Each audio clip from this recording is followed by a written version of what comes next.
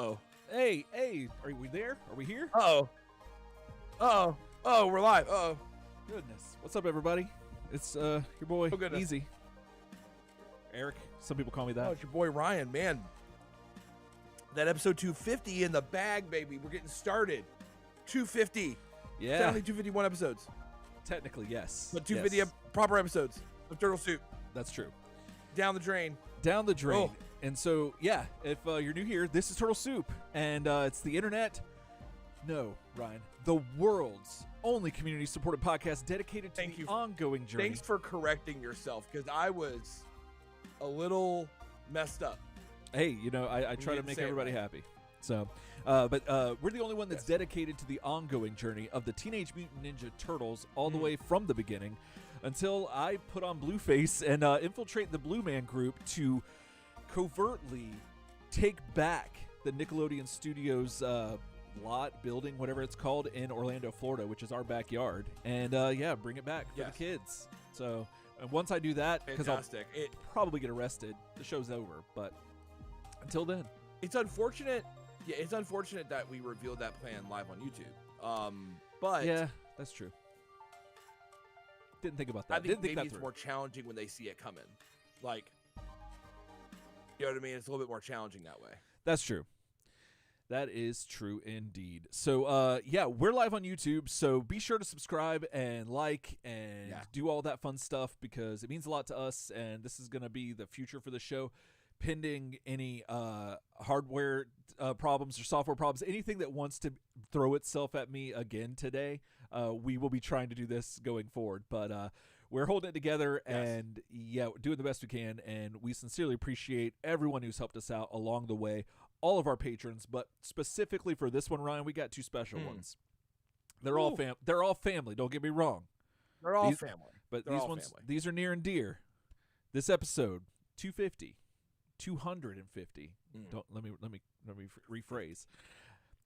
It's brought to you by our wonderful patrons, Robbie James and John Klein III. So, guys, thank you so much for supporting the show, keeping the Foot Clan from destroying the podcast, and making sure that we don't say clang. We consider y'all family, and if you want to be family, head on over to Patreon and all that fun stuff, and it's up there. So, Ryan, can you tell the good people where we're at on this glorious occasion today in the journey? So, for 250, it is a bag of tricks. For the next few episodes, we're going to be going back and reviewing some of the forgotten video appearances of the TMNT throughout the early 90s. That is when we kind of we skipped some of these on the podcast originally when we were in the early 90s because there was so much to cover. It was such a big time. And now on the live show, especially that we have visuals and stuff, we actually do these justice. So today we're going to be in early 1990/1991, and we're going to be covering a few things. We're going to be covering, let me get my notes right, the Barbara Walters interview filmed around the time of TMNT 2, Secret of the Use, the California's RTD Blue Line video, in that situation, and then the Behind the Shells documentary that is talks a little bit about the TMNT, but also kind of really gets into the making of TMNT 2, The Secret of the Use. So we're all in that kind of splash bang kind of era right now. Yes, and so I think I hear some Barbara Walters in the background right now. You might have. I was trying to see if something could work, and I don't think it's going to work. So, this has been a fun adventure. And those are, if you haven't seen these things, it's kind of serendipitous that that we're on YouTube, and those things are very easily available on the YouTubes. And I had not seen. I don't think I knew that any of them existed. I knew that I assumed as much, that there'd be some. I knew the Oprah Winfrey thing, but we're going to cover that later at another date on another date. But you just assumed that they ran the gamut, going through all of the the circuit of television hosts and talk shows and media blitzes and all that stuff of what you do when you're a multi-million-dollar selling franchise. But I did not know about the Blue Line thing, which is glorious. And thankfully, the behind the scenes thing is pretty neat, and it's a lot more than I thought it was going to be. So I'm kind of excited to get into this. Yeah. But we got some pretty exciting stuff. So either next episode or the one after that, we're going to cover getting down in your town. So definitely tune in for that. The sequel to Coming Out of Their Shells that never gets talked about. Never. The Six Flags exclusive sequel with Casey Jones with new songs. And one of them gets really insane. So look forward to that. Probably 251, maybe 252. There's a lot of these videos that we uncovered, and we had to go back and review them. And now is the perfect time on 250. Now we're ready. You know what I'm saying? So we're ready to cover this now in the journey. But Eric, where are you now in your own journey? Gosh, in my own journey. What have you been up to, buddy? What have I been up to? In the lab with a pen and a pad, trying to get this podcast onto YouTube. It's wild. For those who don't know, and granted, this is the first official time we're doing it. We get on at 8 o'clock Eastern time. Is that correct? That's where we're at, right? Eastern time. Yeah. That's where the pregame starts. Yeah. The pregame starts then, and so a bunch of Turtletarians get on and we chat and just I'm trying to use better language now that we're on YouTube because I but we around. Some of those words are gonna come out, but yeah, some of them will. If we could spare enough of them, that would be nice, right? So I'm doing my best. Them best for when they really matter. Precisely, you want to use them for like the you want to make it, if you're gonna use it, go for the gold. You know what I'm saying? You want to make it count. Yeah. But nevertheless, we hang out and. Inevitably, it's that classic thing, Ryan, of like, the best laid plans and like all this. If anything can go wrong, it will go wrong. I double checked every single thing, and some of the most pivotal things just all of a sudden, while we're in the midst of everything, just say nope and do weird stuff. Right. Yeah. So not gonna do it. Sorry. I've had it's been a weird mental like I'm kind of like out of body in a way because I'm so wrapped up in this, like trying to make sure we've got everything checked and balanced. And yet like I'm still functioning, like I'm coasting. I don't know. It's super weird. But nevertheless, I don't know if you could see behind me. But I can see behind you. Can you see? I managed to, thanks to Big Bad Toy Store, I was able to finally acquire the Beast Wars Megatron from the Transformers Kingdom line of figures from their Netflix series that's, I think, waiting for season 3 to come out. And I am so excited to have that giant purple dinosaur in my household because, nice. He's one of my favorite villains of all time. And Beast Wars was amazing. And, who doesn't like a purple dinosaur that... Well, I don't know. I would argue Barney, but like we'll talk about Barney later a little bit, I think, right? Oh, we're going to talk about Barney later. Okay. Not in this episode, but definitely in a future episode very soon. Okay. So that's pretty much been me. How have you been doing? I've been doing well. So my friend Brad is fully vaccinated because he was a little bit ahead of me. So it was really weird where we were doing some computer upgrades for the show. And I was just talking to him about it because he helped me build this computer. And he was like, well, do you want me to come over and help?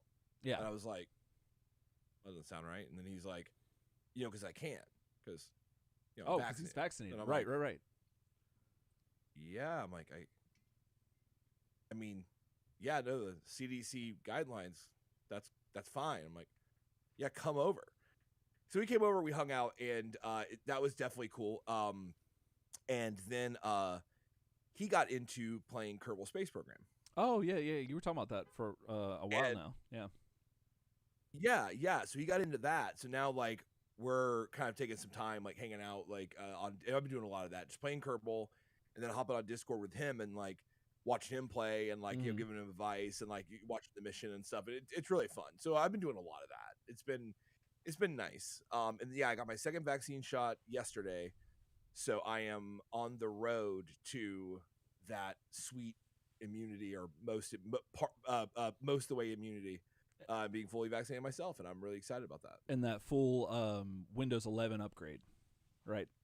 a full Windows 11. I got my Bill Gates chips, and it's fantastic. So I'm really excited about that. And there is a definite good feeling when you get that second shot, and like I feel tired today, like I'm just felt kind of down all day. Yeah. But like, hey man, in 2 weeks, like I have to do nothing else, and in 2 weeks I'll be fully like vaccinated. That's awesome. What I'm saying? So it's like yeah. that's a good feeling. So yeah, so I've been doing that and kind of like work, trying to get this damn podcast off with you, like just putting some late nights into some trying to help you troubleshoot something that's not on my computer. Yeah, which is requires like a ton of like RAM. If we are computers for this new vaccine, new Windows 11, then I'm maxing my CPU out here, like just staring at my desk, like you're like, well, it's not. And I'm trying to interpret every one of those. It's like I'm trying to visualize like the system, and I'm like, oh my god, like I can't, so we've been doing a lot of that. So I've been up to that. Oh, okay. Well, that's awesome. Yeah, I get my second shot tomorrow, I think. Yeah. So nice. Yeah. No, man. I mean, we're 2 weeks away from being able to embrace like we did last summer. We're 2 weeks away from being able to. Summer because it was quarantine, but oh yeah. 2 summers ago. We're 2 weeks away from being able to get down in our town. I mean, it might be a little too early for getting down in our town. Although I would like to make a visit to the itty bitty and come see you. That's true. Yeah. Well, it misses you. Once for all good. But yeah. So enough of that. Are you ready to hop into the main event of the show? The meat and potatoes, I guess. Yeah, absolutely. Let's dive in. Potatoes. All right. So here we go. So this is the first thing. It is the Barbara Walters interview. So effectively this is like a 3-minute long interview. You can easily find it on YouTube. And it was filmed in 91 at some point. I believe maybe like it was filmed on the set of TMNT 2. So I feel like it had to be like relatively, like the sets were still up, so it had to be like during like the filming of that show. So or sorry, the filming of the movie. And she gets on set, so they're on set at the set for the lair in the subway. And she asked him a lot of questions. This one's just kind of weird because effectively, in my opinion, this interview spins out of control like very, very fast. Oh, like, absolutely. She is asking these questions, and the audio quality is already a little funny. And all the turtles are there in their, in their TMNT2 like outfits. They're all like set up. And like everyone's talking over each other, which makes it really weird. Yeah.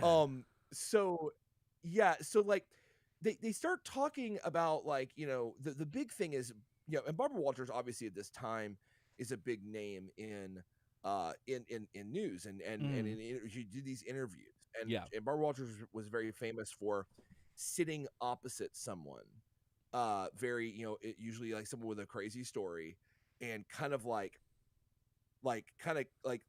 she usually had like the soft focus, and he'd cut to her, and she would be like, so like, what was it about your father that really made you rebel? It would cut to that person, and it was kind of like that classic, like you'd see it later on with like James Lipton, like inside the actor's studio and that kind of stuff, where a lot of times Barbara Walters would get like someone to cry usually and whatever. So obviously you've got Barbara Walters and the TMNT in a mutual promotion agreement here, both using each other's names to like rock it off a little bit and kind of like, get a little bit more, I guess, like social trajectory, if you will, together. But the main thing that happens is she kind of asks why none of them are like that they haven't been nominated for an Oscar for their performance in TMNT 1. Right. And that's where it kind of gets like interesting, because the turtles kind of come back with a bunch of answers, like kind of talking about like, well, is it because we're reptiles? Like our first movie was like super popular. Yeah, you know what I mean? Like I love it because they don't even ask questions. Barb, would you say Babs or would you say if you were calling Barbara by a pet or a shortened version of it, would it be Babs or would it be Barb, or could it be both? I think it could be either one. I think it really matters what that particular Barbara prefers. Right. I just didn't know if I was like mistakenly I mean? putting Babs onto that for some reason, but that is another name. I mean, like, you and I are both gonna lean Babs because of Batman, but of like, course. But besides that, okay. like, So Barbara, or Babs as we'll affectionately call her, she, like you said, she lays in. She's hard hitting. She's like not. She's laser focused. She's hard boiled. She's like getting in it. And she asked the question, like you said. She says, "Why do you think you got snubbed from the Oscars?" The Turtles have answers. They have feelings about this, Ryan. Like they've thought about this. They do. They say, is it because they're green or reptiles? I think Raphael, or Michelangelo say, do you ever seen Godzilla win any Oscars? No. And I'm like, goodness, I was not expecting this to turn like that. And yeah, like it's funny because it's fourth wall breaking as hell. Like, oh yeah, it's odd because you have Barbara Walters talking to the Turtles, so ostensibly the Turtles are real. Yes, but they're talking about their movie like they're they're movie actors, which is a kind of a thing that they kind of break a little bit with coming out of their shells too, which is strange. Oh yeah, right, coming absolutely. out of their shells, like, and even in like later on and getting down in your town, they make references to that first movie. Mm-hmm. They talk about how now they're going on the road as like a musical act and stuff like that. So they act like the movies were movies, right, and not. You know what I mean? Like they're the real Turtles, and they were starring in a movie. Mm-hmm. Yeah, like that was based on like the original, like their interactions with Shredder, and that always kind of gets me. So, like, yeah, but like it's weird because they take this like real world spin on it now, mm-hmm. where they're like, oh, I think it's just prejudice. Like they use the term prejudice a ton. Yeah. And they're kind of getting. I mean, at one point, like you just have on the screen there, like they don't like they don't like a big load of greenbacks or whatever, mm-hmm. and they call themselves greenbacks, almost like they make it racial. Yeah. And I didn't expect that turn out of it. Like yeah. like when I watched it, I was like, it gets hit hard, and like they're doing that, and then you also have like Barbara Walters in like a very weird position because she's not in her normal like camera 1, camera 2 spot. Mm-hmm. She's like among the Turtles, kind of like sitting like kind of on a stool. Yeah. Wearing like I guess what for Barbara Walters is like a very hip outfit. Like she's got Ryan. She's got okay, let me tell you something. I'm gonna tell you something right now. Yeah. All right. Are you ready for this? I don't know, but I'm here for it. I think that her red top there. I think that thing is so low cut. Yes. Casey Jones probably couldn't get his fingertips to that material. You know what I'm saying? Goodness. I think if he was giving her that shoulder massage, I don't think that those fingertips would like make it. I think he'd be like, let me kind of get some torque on the shoulder and extend those fingertips just yep. He might just touch the edge of the lace, like the little lace, but like I think he would have plenty of real estate right there, right now. It was odd to see Barbara Walters like that, especially when she still comports herself physically, like body language wise, as Barbara Walters. Right.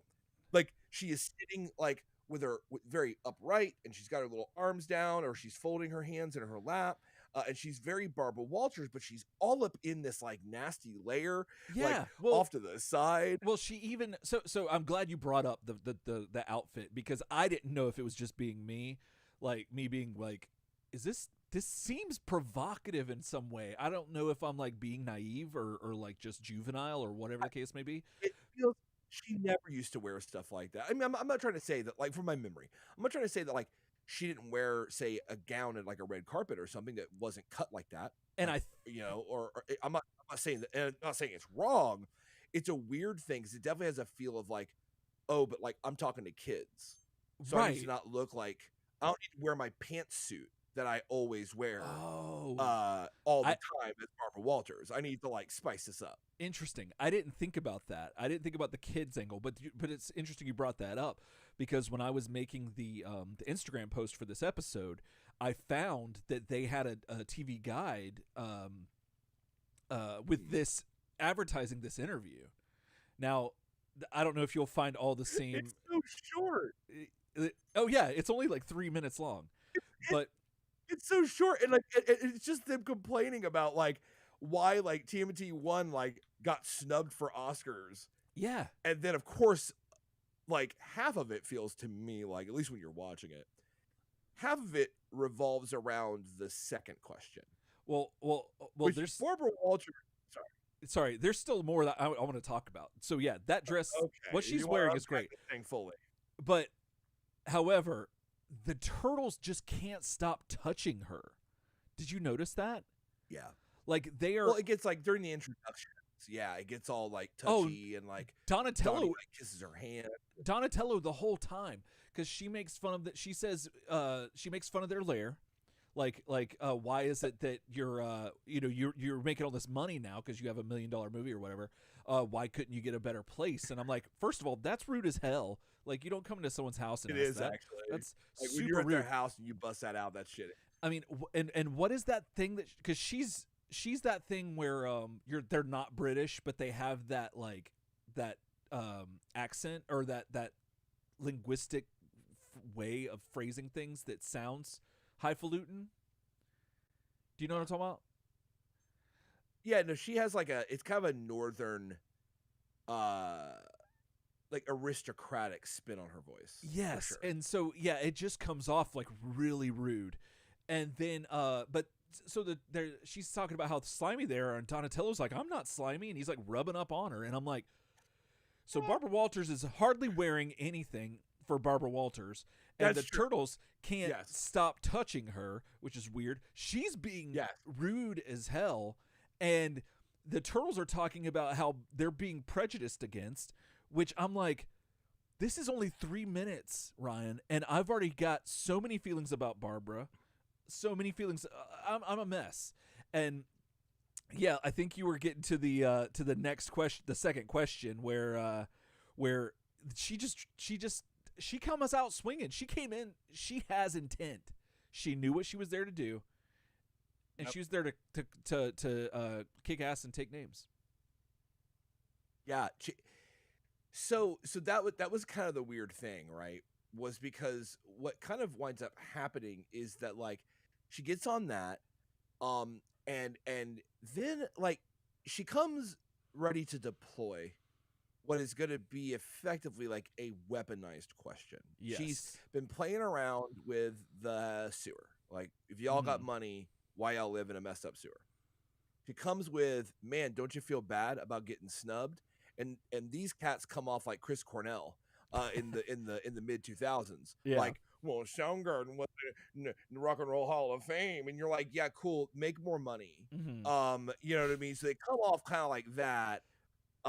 So there's that, but then she gets ready to deploy her last question, which is randomly, do you know who your father is? Parents are.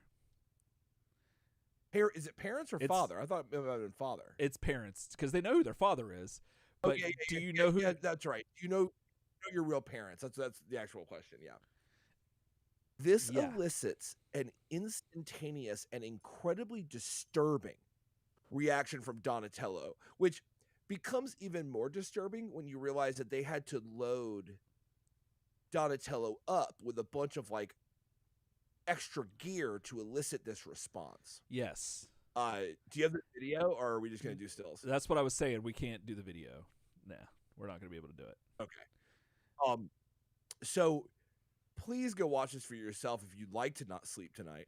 Yeah. As Donatello begins sobbing, and a copious amount of water comes flooding from like just the front of his actual face. Like, I believe it's coming from his eyes, but once the water starts really flowing like down his beak, down through his mouth, it's more like something out of like Hellraiser than it's something out of like this. And here's the wildest part. He's doing that. The other turtles kind of go between like laughing and trying to like console Donnie. Right. And then Barbara Walters is She's cackling just chortling the whole time. Yes. It is this laugh, and I feel like it's a combination. It feels to me like the laugh of a person who's just lost their mind. It's the laugh of someone who's evil who as shit. sees something so. Yeah, I mean, came in evil as shit, but I don't even think she's ready.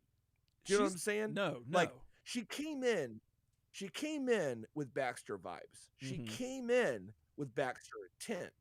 But when she dropped that evil, it turns out she wasn't evil as shit. My theory is, even though she laughed like Baxter, I think that she just lost her mind. Could be. And it's so weird. And she laughs so loud.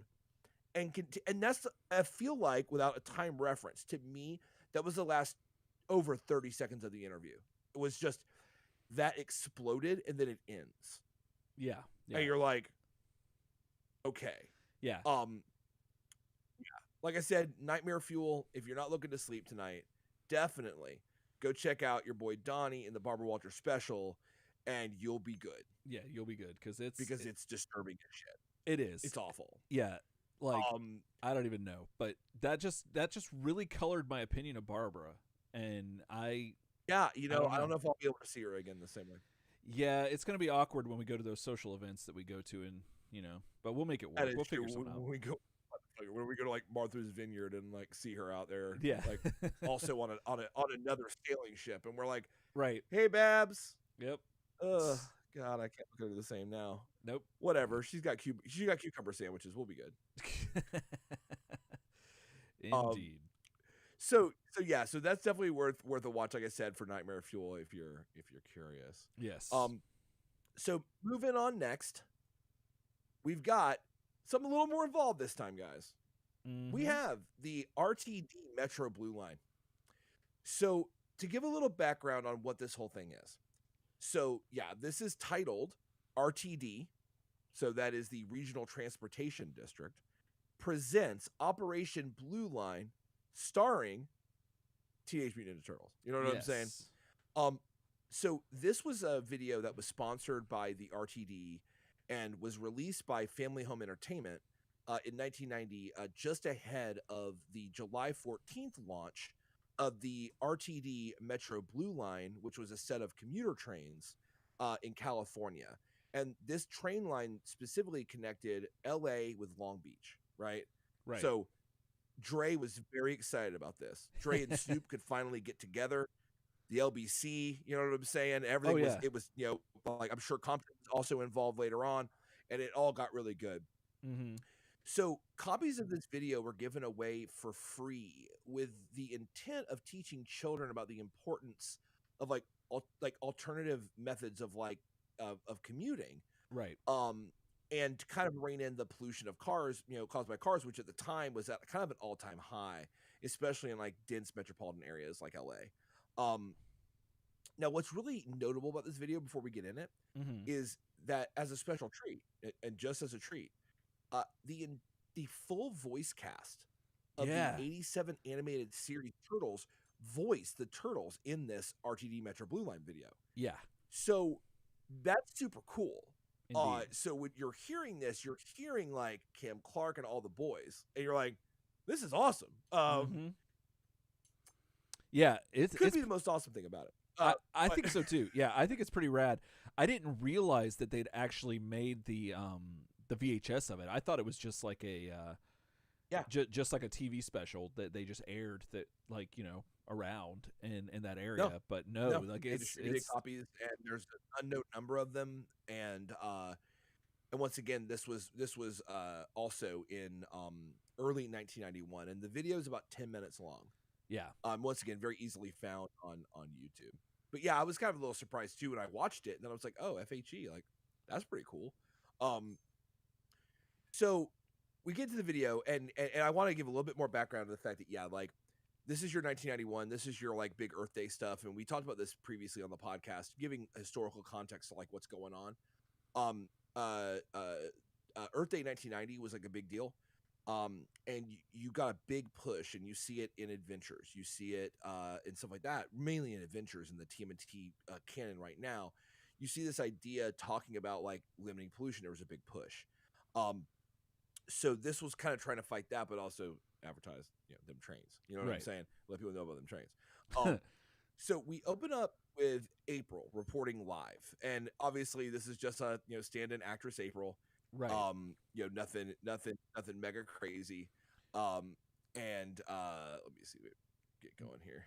Yeah. So are you ready to show clips, or do you want to wait? In typical fashion, I tried to do one thing and everything goes to shit. So yeah, I'm getting there. So yeah, this April is very different. She is not bad though. Overall, she's got the attitude right. She's got the attitude like kind of right. I think so too. April. I think there's moments where she's really good, and then there's moments where I'm like, oh, this is not Miss O'Neill. This lady's definitely not late on her Sony payments.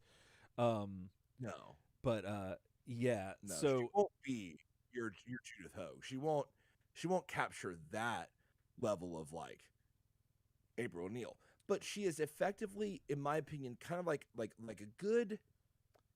I would say she is a good animated series live April O'Neil. That's fair. I think she does enough that if the animated series was live and it was shot like on video like this and it was like very ramshackle, I think she could be April in that show. That's fair. She kind of looks like she also kind of looks like somebody who's like as the actress, like she looks like she could I was watching this before the show and I was thinking, trying to make jokes, all that stuff, and I'm like thinking like she looks like someone who's either going to or leaving from tennis practice to then go to a bubblegum commercial. That's just my take for those who can't get the visual. I couldn't really find much on like the actors that were in this. They were obviously SAG actors. She probably did a lot of a lot of like industrial training videos. I'm sure that was work that they all found. You know what I mean? And and she has the diction for it. But I mean, those shoulder pads though. Those shoulder pads. All I'm saying is those. Goodness. That's like borderline like football gear. Like that's like linebacker pads that are underneath that jacket right now. Yep. So she's ready. It kind of makes her look a little bit like David Byrne from Talking Heads when he wears the big suit. Oh my goodness, you're absolutely right. So she's kicking that. But look at that look. Yeah. That's the look of an April, like, we're doing this. You know what I'm saying? So she's reporting live about the upcoming launch of the Metro Blue line, indicating that something's wrong, and people don't seem to know about this Metro Blue line opening. Yeah. And so of course, like, as she figures this out, a Metro Blue line train just conveniently pulls behind her. I like the timing on that shot. Your boy Gridlock shows up. Goodness. We're going to talk about Gridlock. Now, Gridlock looks like Spencer from Charlie Bliss. And I love Charlie Bliss. It looks like evil Spencer from Charlie Bliss. Yeah. If he was evil and also was named Gridlock. Oh, yeah. I was going to go with Dollar Store John Cusack, Sean Coolsack. Okay. Whatever. Sean Coolsack? Yeah. Yeah. We could have an episode title. I'm making the audience aware that they're gonna you write could that have just done it. All right. So your boy shows up and once again, if you're listening to the audio podcast, Sean Coolsack? Sean Coolsack. That's who Sean Coolsack. That's who you're dealing with right now. Yeah. Full on fedora shows up and Zorro cape. Yep. Black cape. It's happening. Yep. He shows up and confronts April about his plan to erase all knowledge of the Metro Blue line, using what he calls the Gloomsday device. Yes. Which is literally a gigameter prop from Ghostbusters 2. Yeah. It just is. It's not a proximity of it.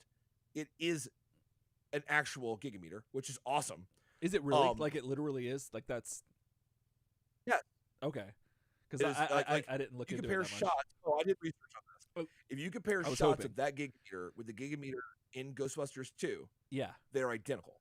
Wow. Given that they're in LA, zero reason that that's not one of, I don't know how many gigameters they made, but that is a, like, without having someone sign a certificate of authenticity, short of that, that is a Ghostbusters 2 gigameter, Yeah. which is kind of cool. That is. And using the Gloomsday device, he makes a sign advertising the Metro Blue Line disappear. Mm-hmm. And he's like, "Bah, boys," and he has like a weird, like, "Yeah, ha, ha, ha," kind of voice. Yeah. And he gets away. So back in the lair, the turtles are hanging out. These are definitely turtle like party costumes. This is the level of of turtle you're getting. This is not getting down in your town or Coots level. This is not film level. Right. No, definitely not film level. This is like the turtles show up at your birthday party level. Yes, but if these turtles showed up at my birthday party, I wouldn't be mad. They're really cool looking, but you're definitely not. They're not suspending your disbelief by any means, but they do look like the action figures, and that could be why it's getting me a little bit. Is because they do they're very close to the toys. Yes, and they keep their colors right, like so they each have their individual shade of green, which we love. There is a slight error, and I don't know what happened here, but Donnie's buck, I guess you'd call it, his main chest area, is closer to Michelangelo's color of green than his color of green. Yeah. And you can see it throughout the video that he's got the right arms, the right head, the right leg pieces, but like the chest area is not the right color. The green around there is a little messed up. But yeah, once again, this is for the Metro Blue Line. I doubt they paid a lot of money. You know what I'm saying? So we gotta do this on the cheap. So we cut to them, and they're all hanging out, and I love it because they're looking at Mikey is on the couch. I think that's Mikey. Yeah. Yes. With a magazine centerfold out, and they're all like drooling over it, and it absolutely is an intimation that it's a centerfold, a bit of it's a centerfold, a bit of gentleman's entertainment. Yes. But when you go around to the OS, you see it's a pizza. It's a pizza. It's a 2-page spread of a pizza. You even have Raphael doing like, "Oh, be still my heart," and like all like you're do with this pumping thing. Sure. You're like, what? Like, what is? Why? Yeah. Why we open up like that? You know what I mean? Like, I get you want to open with the funny, but it's a little bit like, but this is the Metro Blue Line. Like, I don't know. Like, like once again. I mean, hey, maybe they're taking that blue. They're taking that blue line a little too close to, the other blue line. Just saying. Just saying. Like, well, I mean, it's the blue line. You're like, what's Donnie doing in the corner? You know what I mean? You're like, oh no, he's got that reach. Bring it back. Sorry. Oh God. Okay, so so all right, so we got that. So April calls in to the Turtles on what appears to be just a dead ass video editing bay. Yeah. Like that you'd have in like TV production. Like it's just like hanging out. So she calls in on that and informs them that Gridlock's trying to make all the knowledge of the Metro Blue Line disappear. And she implores them to come over to the command center, the RTD command center, as a test train is leaving soon from there. And they're like, okay, well, that's great. And the Turtles start to at this time kind of grapple with a lot of the implications. Like, well, first of all, this guy is somehow going around and not only removing advertisement for the Metro Blue Line, but also and we'll see later, able to weirdly remove people's memories of it. Like people don't see something, I guess they just never know about it again or something. And so they're talking about that. They're talking about, it's really a big deal because if people don't know about the Metro Blue Line, then they won't write it instead of driving cars, and then we're gonna have more pollution. Right. So they're they double down premise.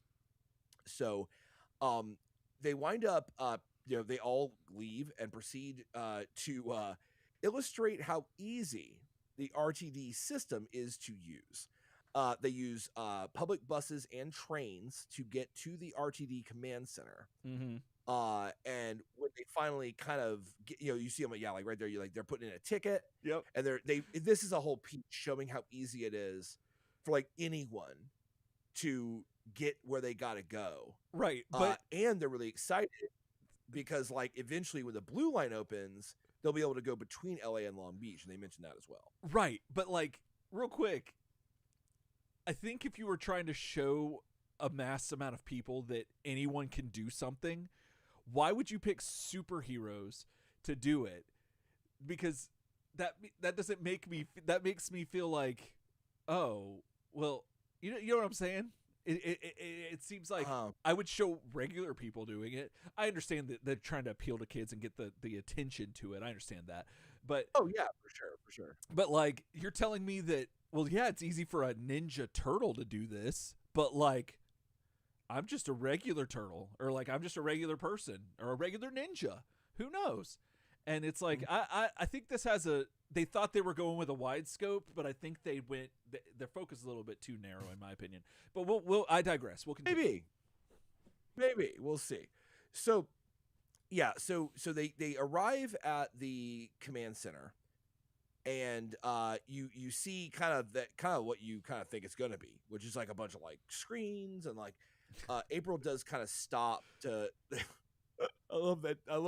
I guess that's Mikey, overwhelmed. Yes. Yeah. Overwhelmed at the sheer amount of like logistical like majesty happening at the RTD command He's center. like, there's so many maps. So many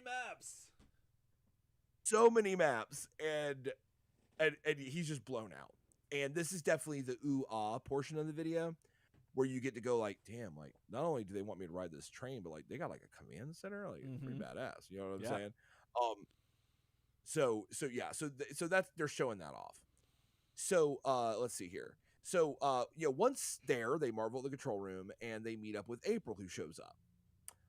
So the Turtles decide to basically become a RTD Metro Blue Line street team to spread the word about the Metro Blue Line. They can hit the streets. But we're going to hit the streets. Street team. You know what I'm saying?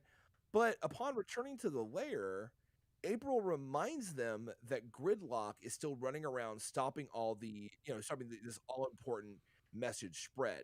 So the idea is like, even though they do all this like, street team business, and they're out in the public, and they're like just flanked by people, right? Like what's this? I'll take a flyer. What's this crazy thing you're talking about? I guess because your boy Gridlock's been doing a pretty good goddamn job of like stopping like knowledge. So these people are like, it's new to me. It's you know what I mean? Well, speaking of new to me, like this screenshot we're looking at, you see Michelangelo being mobbed by mostly women, it looks like, which is understandable for Michelangelo because he's a creep. But in the best way, because I love him. But he's in front of this building called that just says The Boys on it. And so if any of our if any of our California, I'm assuming this is California, right? Yeah, Long Beach. Yeah. Oh, So sorry, I'm like all over the place. I love how the Metro Blue Line ad already has not done enough to let you know that this is in fact in California. Right, like I still don't know. Like there's so much going on. I question everything. The number of times I've said LA and Long Beach, I feel like I don't know where it starts or where it ends. Did fall on deaf ears for you. I just know that it can get to those places, but there's other surrounding areas. It connects LA and Long Beach. I don't understand. I'm like Michelangelo. I'm like Michelangelo blown out. Like I still don't get it. Or I'm like April in a second where she don't get it. But no, April really doesn't get it. She doesn't. What's this boys thing? Correspondents, hit us up in the comments and let us know if y'all know what this is. Back in the 90s in California, maybe you still have it. Just a store called The Boys, or something about it is part with The Boys. Oh, Eric, I'm sorry. I'm sorry. This is 250. I got to pause this review for a second to tell you something. Okay, tell me. I'm all ears. And I'm going to give 100% Turtle Soup, Blood on My Blood, Scout's honor that this actually happened. Okay. So we go shopping at Aldi. I've talked about this before. Yeah. And then whatever we can't get at Aldi or we don't like at Aldi, we go to Publix afterwards. I mentioned earlier on episode I wish they would combine so I didn't have to drive 2 places. Right. And then we go home. So we go, and now this Aldi is right near a Plato's Closet. Right. Which you and I both find hilarious. Just Yes. the concept of the store Plato's Closet. Yeah. Where they buy like current, like trendy designer clothes used, and then you can go there and buy used designer clothes. Like, so you're cool. Like, but then there's a certain amount of uncool about like ever being caught in Plato's Closet. We've talked about all this. Yes. Like, you never want to be trapped in the closet because No. R. Kelly figured that out. Yeah. Instantly turns you into never want to be trapped in Plato's. No, but if you're in there with R. Kelly, it instantly turns into a water closet. Just saying. Oh. WC.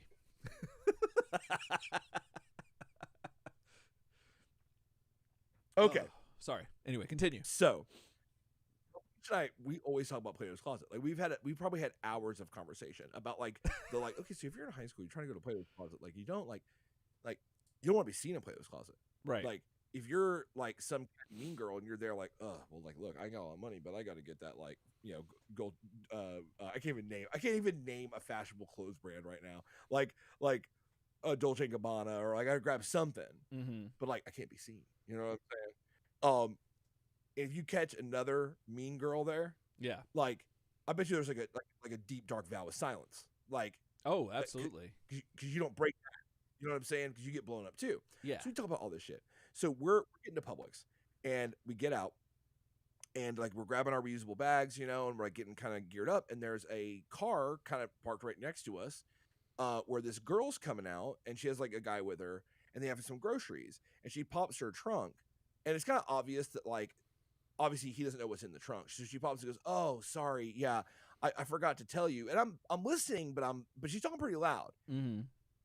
She goes, "Oh, I forgot to tell you. First of all, Plato's Closet didn't want any of my shit." What? And I have a mask on because I'm already getting ready to go in Publix. Right. I stuffed this like deep in me. I'm like, did this woman just say? First of all, Plato's Closet doesn't want any of my shit. None of my she stuff. said that. And I'm like, oh. And she goes, yeah. And he goes, oh, okay. Because like the clothes, the trunk was full of clothes, and he's like, it's gonna be hard to get the groceries in. Yeah. And then I pass her, and I got a huge smile on my face. I mean, I'm beaming. So I'm already thinking like, I've got to tell Eric about this. So so from behind me, she goes, yeah. They were like, your clothes are trash, and I was like, oh shit. Oh shit! You got. I was like, and so this is the best part. So I look back at Alicia while this is happening, like in situ, in real time. I look back at Alicia, like eye to eye, like you're catching this, right? Yeah. So we can talk about this shit because like this Don't girl out loud just said Plato's Closet didn't want any of my shit.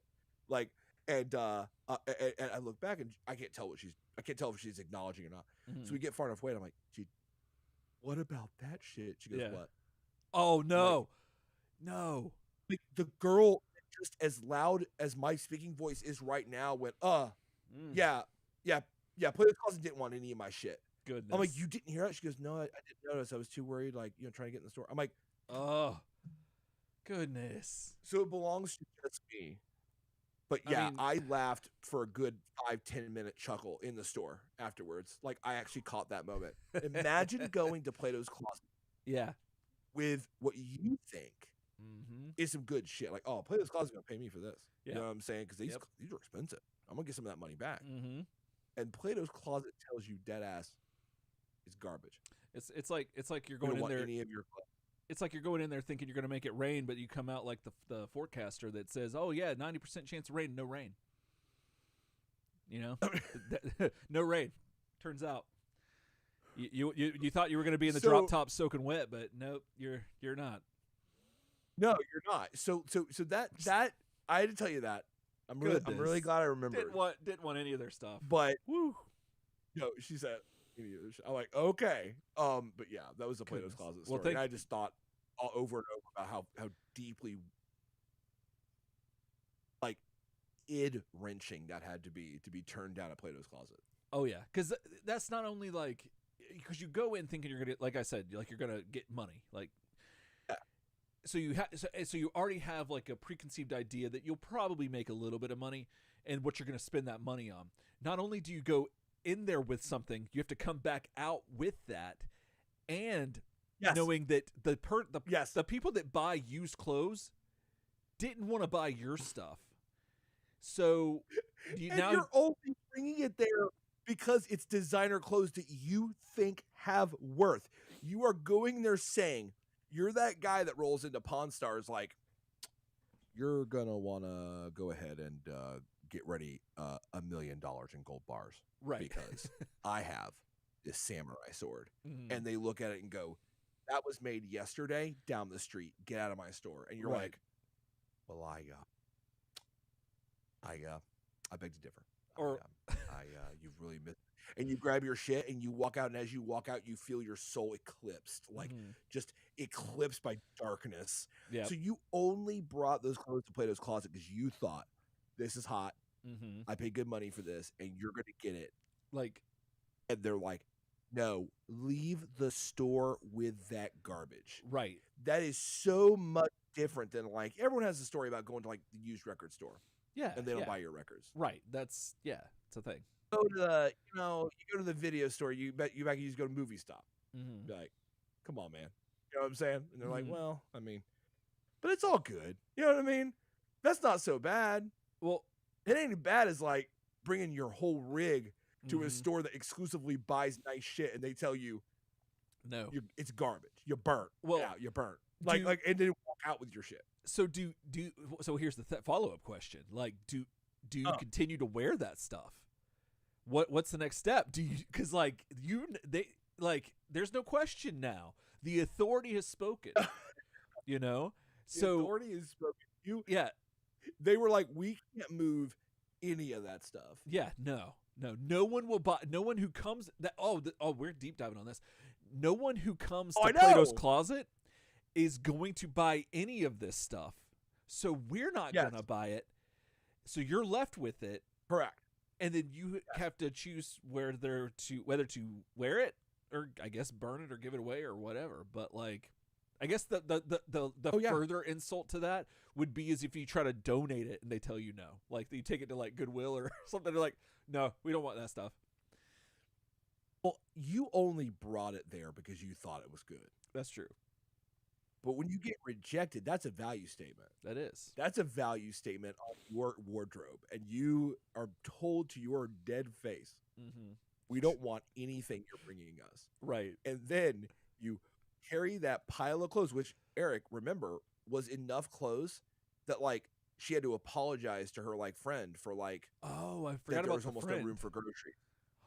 I forgot about all the ancillary stuff. And you can see that his body language. Yeah, you can tell by his body language, because he was holding all the groceries and she was like using the clicker to open it up. Yeah. And you can tell by his body language, he was kind of like, when it first opened, his shoulders slumped a little bit, almost like well, that's going to be tough to get all that in there. And she goes, oh, and she noticed, oh, yeah, like, sorry, I forgot to tell you. So Plato's Closet didn't want any of my shit. And I was like, oh.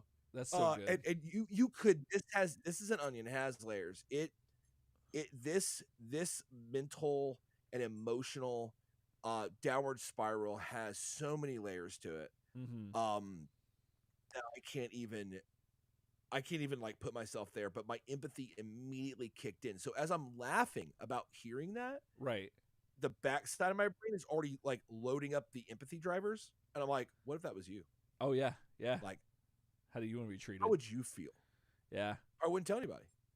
Maybe your closest friends. Maybe you'd be like, yeah, man, I tried to take my shit to Plato's Closet, and they were like, nah, son. But well, I just, anyway, I had to tell you. I know we got to get back on the tracks. I just had to tell you. I had to share that moment with you.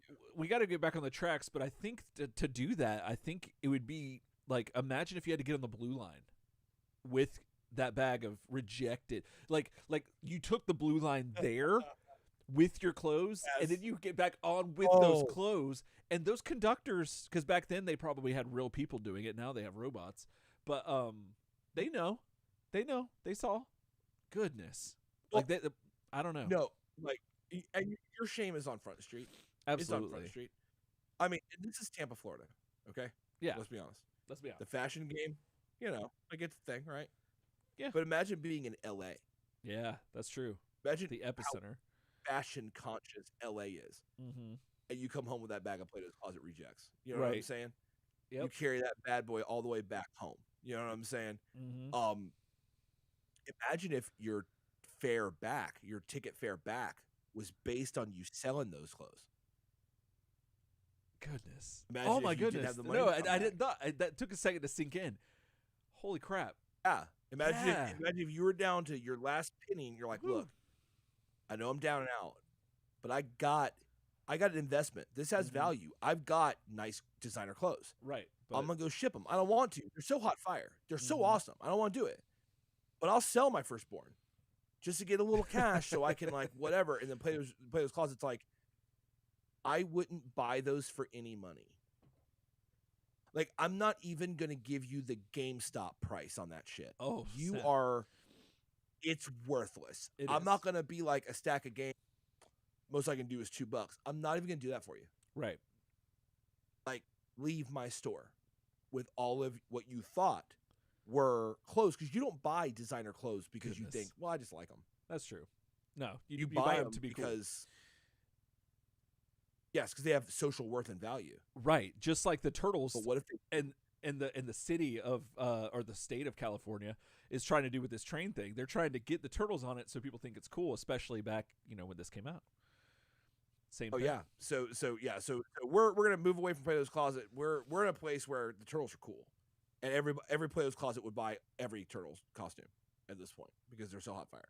Absolutely. So the Turtles go about their street team situation, but when they get back to the lair after all that street teaming, April is like, well, I mean, yeah, but also Gridlock is going around and undoing everything that you're doing. So this plan doesn't work. Like, this plan doesn't get it. So the conversation kind of moves to the effects on the environment if Gridlock were to win once again hammer in that home. You got a real good shot of that mismatch on Donnie's outfit right there, which I like. I did.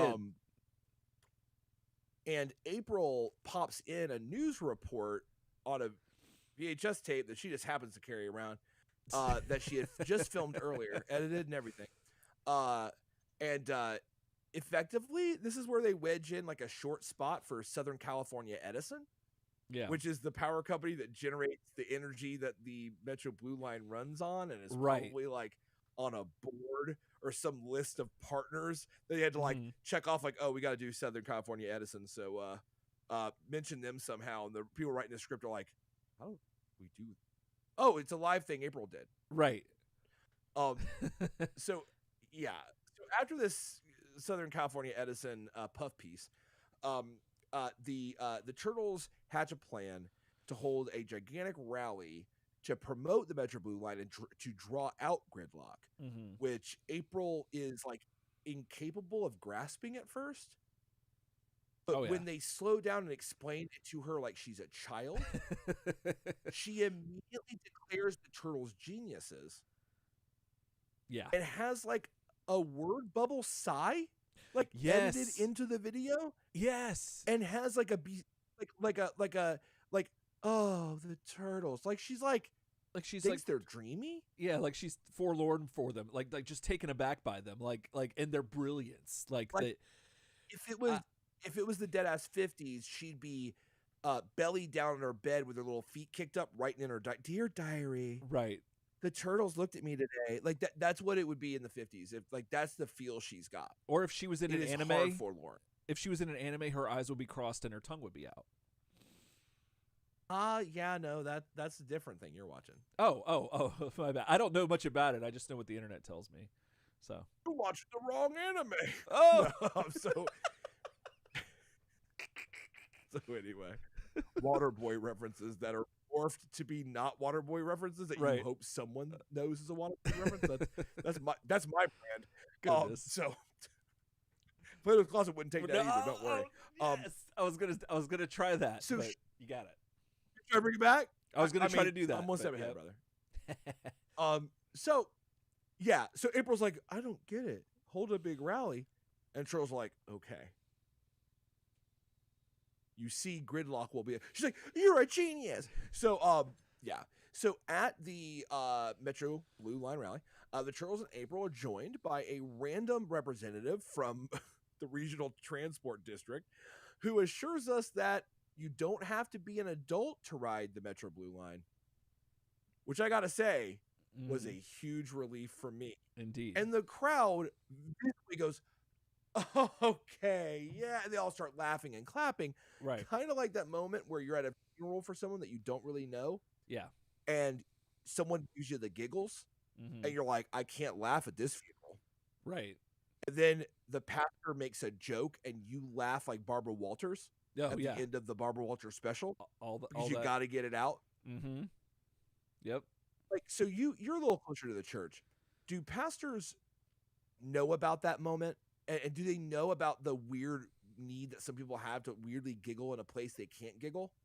So they know they drop cheesy jokes to get that like raucous laughter because like people are just looking for reasons to laugh. Do they know about that timing? Is that exploited?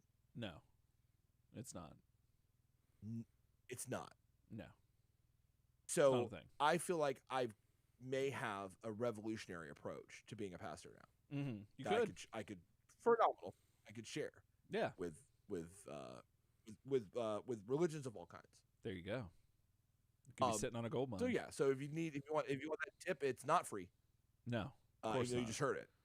You need to DM me and we'll work something out. We'll get your church going. We'll get your pastor funny and to take advantage of those laugh moments. Mm-hmm. And these people take advantage of a laugh moment because they're probably hot and bored. And this woman makes one joke and they're like, sorry. They're like, this is the funniest joke I've ever heard. Mm-hmm. So,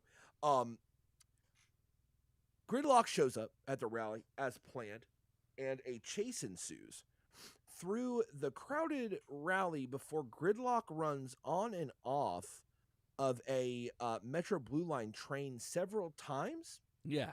As the Turtles slowly gain ground. Yeah.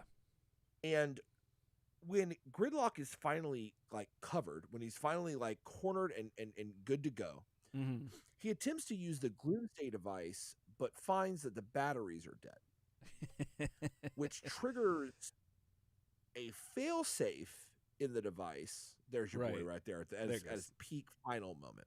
Yep. So it triggers a failsafe program that makes Gridlock disappear in a cloud of smoke, leaving behind only his hat. And then from the ether, Gridlock swears his revenge. Mm-hmm. And that's it. So back at the rally, the Turtles in April celebrate with musical accompaniment courtesy of the USC marching band. Mm-hmm. So they make an official appearance. Oh, yeah. And you're reminded to ride the Regional Transport District's Metro Blue Line as often as possible so we can breathe a little easier. Indeed. So we can breathe a little easier. Goodness. Yeah, that was an interesting ride. I gotta say. I think that I don't know. What do you think of Gridlock? I think he's kind of. It's interesting. He seems like he might have Ogg's powers, right? Wasn't that his name, Ogg? The guy from the animated series that could make things disappear. Yes. Or not make him disappear, you mean but the can read. Scariest Tmnt villain. Yes.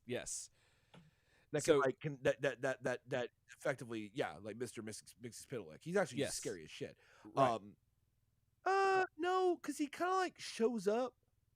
There is a scene that I didn't put in my notes where Gridlock is shown when April's talking about like, he's just going around like taking, you can't be a street team because he's taking all the stuff. There's a scene where like two black gentlemen are reading a paper together on a bench. And as this is ostensibly in LA or Long Beach. Right. Okay. And they're just minding their own business, reading a paper about the Metro Blue Line. Mm-hmm. And your boy Gridlock gets between them and goes, hee, and uses the gigameter to make that paper disappear. Mm-hmm. Yeah. There is a 99.9% chance Gridlock gets his ass whipped right there. In downtown LA or Long Beach, you're going to take those people's paper. Yeah, no. And then giggle. Yeah. Those dudes look at each other like, what'd that white guy do? And then they're like, whatever, we ain't going to do nothing about it. And my only explanation for why Gridlock wasn't defeated at that very moment by two men who probably were not ready to deal with that today, and we're not going to deal with that today. Yeah. In the LBC, is because he must have. It might be the Gloomsday device. Maybe Could be. they had to forget he was ever there. Yeah. Like they had to be like, when he warped the paper out, they were like, we were just sitting here, like, oh shit, I guess we were just sitting. Let's go do something. Like they must have forgotten all about that, because that is not what you do in the LBC. No, You know? that's So not. that's another thing. That's not. There are. But it was an interesting video. There are full-length records that tell you what you can and cannot do in the LBC, and that at least he at least broke 3 of those rules. So yeah, we're not making this stuff up. We didn't write it. We just know of it. At this time, when Dr. Dre was recording the Chronic, they had an engineer working on the record, and then they had a tape op who was just rewinding tape. Okay. He got the tape op at the time got beaten within an inch of his life. Goodness. In the studio. Yeah. For rewinding the tape back too far after someone in Dre's posse told him one time, don't do that again. Because back then they recorded on tape, and they'd be like, oh, let's go back to the verse. And he thought he had it right. And it was like, no, it was back to the chorus before that. And the guy's like, do it again. And so let's try that verse again. He rewound it. They jumped his ass. And that was in a studio. That was a professional in a studio doing one job. Yep. And was told the one time, don't rewind that wrong. Man. And he got the shit beat out of him. I refuse to believe that this guy breaks a major rule of the LBC, which is don't debo someone's stuff, and that he lives to tell the tale. Yeah, that's just where, I mean, got to be something else.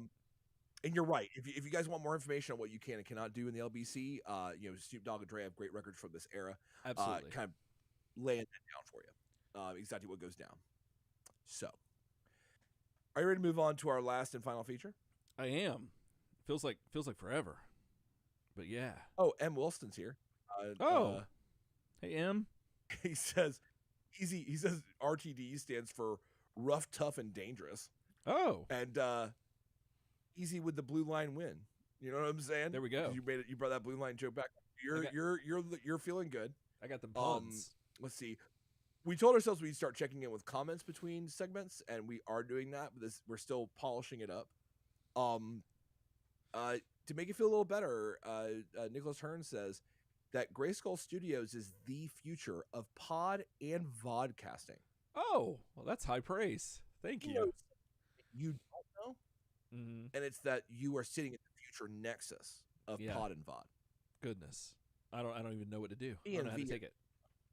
Well, maybe you don't need to do anything. Maybe I just experience. Maybe you just need to be your. I let it be done to me. I like the look of that. Yeah. Oh, look at that lean back. That lean back was from the LDC. Do that again. Yep. Did I nail it? Yeah. Oh, that checks out. Okay, cool. That checks out. That was good. Goodness. I like it. Vintage. But the hipster boutique that buys vintage clothes won't buy that shit because they don't want any of your shit. Goodness. That's what happened. So the last thing we're going to be touching on is the longest thing here. Although we're going to try not to make it as long as we talked about Metro Blue Line and Plato's Closet, because Jesus, that image is great.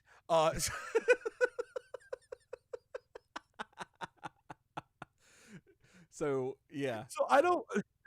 We're pulling Kurt back. So I watch these, but when we do the animated series and stuff, Eric grabs screen grabs on his own while he's reviewing shit. So, so it's kind of like, it is what it is. Yeah. But sometimes you grab one that catches me so off guard because that kid behind him going down the side looks like he's dead. He does.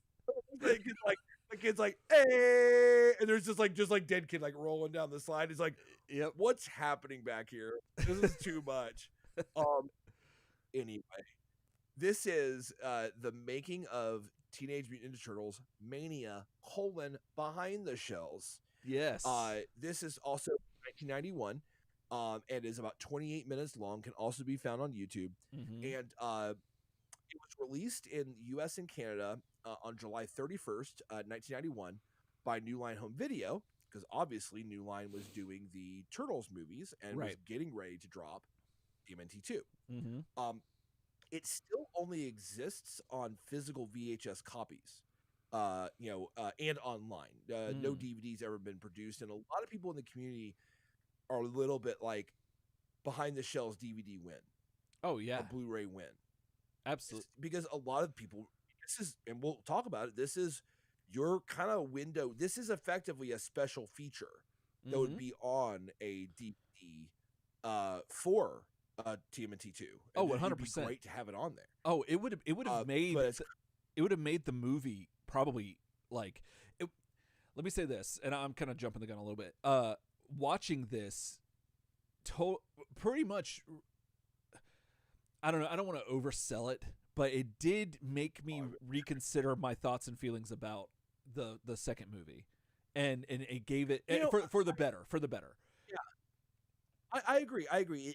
Having a little perspective and hearing, what they have to say, the people behind making it, what they were thinking, it does give you it gives you the rhetoric. We talked about that, on the bonus episode. I mean, it gives you the rhetoric, and it gives you the rhetoric and context of what the movie was, which I think is important. I think this would be a great inclusion on that. But right now, if you want to get it, you can watch it online on YouTube, or have a physical VHS copy, and that's about it. Right.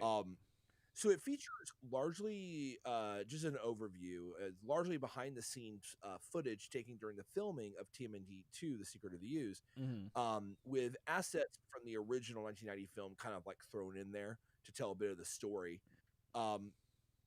And mainly they're used to explain where the first movie left off and where the sequel begins, and also how it differs from the original. But at first they give you a bit of like an introduction to like, Turtle Mania, you know what I'm saying? Like Turtle Mania, all around the globe, and you see kids wearing like their turtle like role play stuff. Super, I mean, I wish I was friends with these kids. Oh, absolutely. Because that'd have been badass. These kids are straight reading Mirage, large format, first printing copies of Mirage Comics, just on a dead ass bench. Yeah, just like this is what we do around here. And I'm like, I wasn't that cool. I was like in my room picking my nose when y'all were doing that. Absolutely. Like these dudes are reading they're not reading comics, they're reading trade paperbacks, dude. So like not only did they know that you could wait for the trade, like because I didn't know that back then. I didn't know we could do that. They did. And they're reading they're reading the collected books, back then they were called the collected books, but they're basically trades of 4, 5, and the movie 1 adaptation, if I'm not mistaken. So that's pretty neat. And they're in like the large magazine format, so that they fit. When I said first issue Mirage size, they're that sized. They're in large format, so that match all that artwork. Right. And they are just sitting there in that shit, and everybody's real cool right now. And that one kid has a hat on that where the bill comes up and there's something printed on it. Yeah, it looks like it says BMX. His closet. Excuse me? It says BMX. The hat does. It does. And Plato's Closet would certainly buy that. You know what I'm saying? They would, 100%. Most certainly. They would. I mean, that's if he's willing to sell it. That's true. That's true, because you're not getting rid of that. He's probably still got that. I guarantee you. He does. Sure. No, it's like Scrooge McDuck's First Dime. Oh yeah. It's in like a little glass case. And he walks around it when he's worried. Right. Exactly. It just means a lot to him. Kind of it means a lot to him. Kind of like how the word cowabunga means a lot to this lady. This cracked me up, dude. So this lady is shown, and God bless her. The quote is, just the word cowabunga. When you say that, people have said it makes you feel good. People have said it makes you feel good. I don't know from experience, but people have said that it makes you feel good. She's out here speaking truth to power, though. Oh, that is true. You got to give her that. Because when you rip a cow, when you let it rip, right, with a cowabunga, yeah, who hasn't felt better? That's true. You know what I'm saying? That is true. Yeah. It does have a bit of that in the people like that vibe to it. So I understand what you were saying. It totally does. It totally does.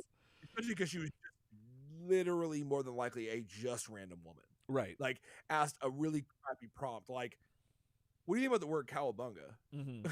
Yeah. Go. You're in Heard behind the shell. You know what I'm saying? Like that. Yeah. That's probably how it happened. So we're gonna proceed to kind of go through some. We both made notes on this, just things from this. There's a lot there. Things from it that we thought were like really remarkable, and kind of discuss them in a bit of a more discussion format. And then, of course, we'd love to hear your like favorite parts of this too, in the comments here or by email or whatever, because this thing is kind of cool. So I'm sure a lot of you have seen, maybe some of you haven't. So, well, we'll put them in the really links in the description. We'll put all the links to these so you can check them out. Oh yeah, you can check them out for sure. Yeah, because if you don't want to sleep, just check out your girl Babs, and you'll be set for a good long night. Yeah. So one thing I liked off the bat is a really cool explanation of like the origin of the TMNT with Peter and Kevin. They got Peter and Kevin sat down together, and we know that by 91 that it's starting the comics making boys are starting to fray a bit. Yeah, we know that in this era, like Kevin's got designs on, like, especially after Tmnt won the movie was so successful. The toys are going nuts. It's cowabunga. Oh, I feel so much better. I feel better. That's all going down, and we know that we're starting to see that separation of the two creative forces behind the TMNT. So we see that, but it, for me, it was just kind of like really cool, like. It was kind of heartwarming to see them sit down, and together, and smile and laugh at each other and stuff, and talk about the origin of the TMNT, which we've covered on this show many times. The guys kind of down and out. You know what I mean? Tried some other comics, didn't work. Living together, super frustrated. Start drawing crazy turtles. And then putting their hand in cheese graters to pretend to be the shredder, and that's how he gets bored. Yeah. Didn't realize that he actually physically did that. Like that was the thing, and he shows it in the video. I don't think I recall that. I know you said you didn't either, and I'm trying to remember if I remembered ever hearing that there was an actual like you grab the grater from inside, and like he's like, look at, imagine if a guy was covered in these. Right. And like that's one of those things that, like, if you did that to me, I'd be like very inspired. I'd be like, yeah, if a guy was covered in a grater, that'd be terrifying. Like, punch him. Yeah. Like, go for it. Just do it. Just try. Like, you are a shredded carrot. That's what happened to your fingers. And indeed, something about that, like it's cool, and like I said, it's just a really warm moment seeing them like sit down and talk. It's cool knowing how far apart they get and not so long from now. Right. Knowing how much animosity starts to build very quickly from this point. It's cool to see them sat here kind of preserved in time, being friends, just talking about their thing. Yeah. So one interesting they talk about the origin, and I didn't know this, I don't think, was that Splinter was named after Stick from Daredevil. Because they do like obviously the Turtles' origin in Mirage, kind of hops off of Daredevil's origin. And they were like, what do we name their master? Oh, we'll name him Splinter, like from a stick. I'm like, I didn't know it got that literal, but it is kind of cool that they do double down on the Daredevil origin story. I thought that was really neat. Oh yeah, definitely. Did you know that? And I was the only guy that didn't know that? I feel like I did, because when I read it in your notes, I was like, oh, I feel like I knew that, but I didn't want to be like, oh, I knew that. And I didn't want to, well, actually, But oh no, like sometimes you miss it, and maybe I did know this or read this a long time ago, but it's still neat. When I heard him say it, it occurred to me as like, well, I don't know if I know that. Like, I don't know if I knew that. It was good to know it. Oh, absolutely. So during this whole conversation too, Peter points out, and I like this because he points out how the turtles, are never looking for trouble. They always seem to find it. I loved this, and how most people are the same way. Most people like just try to live their lives, but they sometimes people have events where like there is a moment to be heroic, and you just keep finding trouble. And I know that we talked about this quote previously, back when we originally, I think maybe all the way. I mean, we brought it up over the life of the show, over the course of the show. but we really covered it hard in the like Mirage 1 when we talked about that. But it was really cool to see the quote said on video and hear him say it. Mm-hmm. Oh, because absolutely. like, you could hear his inflections, the way that he described it, Mm-hmm. I really found a lot of worth in hearing him say that. It was really cool. Me too. I hadn't actually thought of it that way, but when he says it, it makes sense, and it kind of gave an added layer of perspective to the turtles, and I enjoyed that. Yeah. But yeah. So one thing I noticed was the narrator gives a quick back of the box synopsis of movie 1, but says the Foot who are stealing anything that's not tied down. Along the way, we learned they were mutated by some strange ooze, and that it's very hard to be both a ninja and a teenager.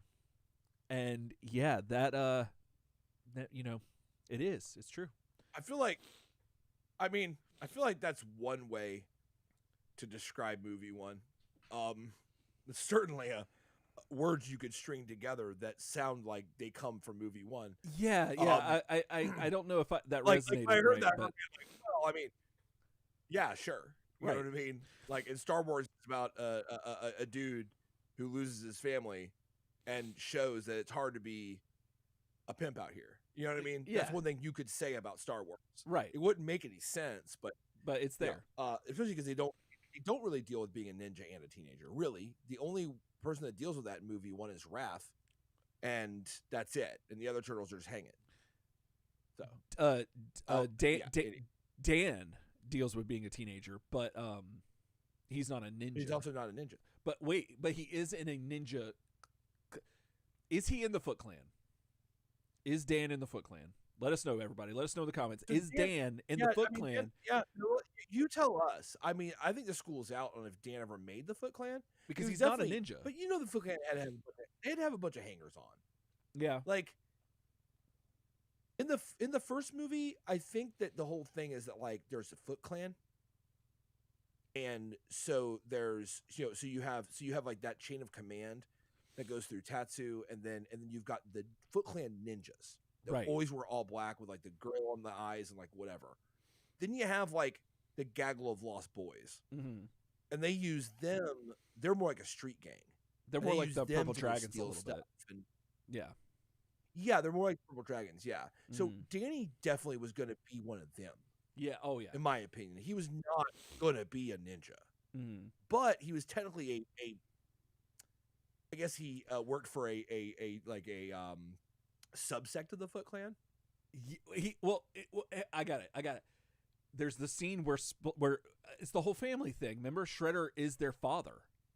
Like, so he's definitely thing that they're doing.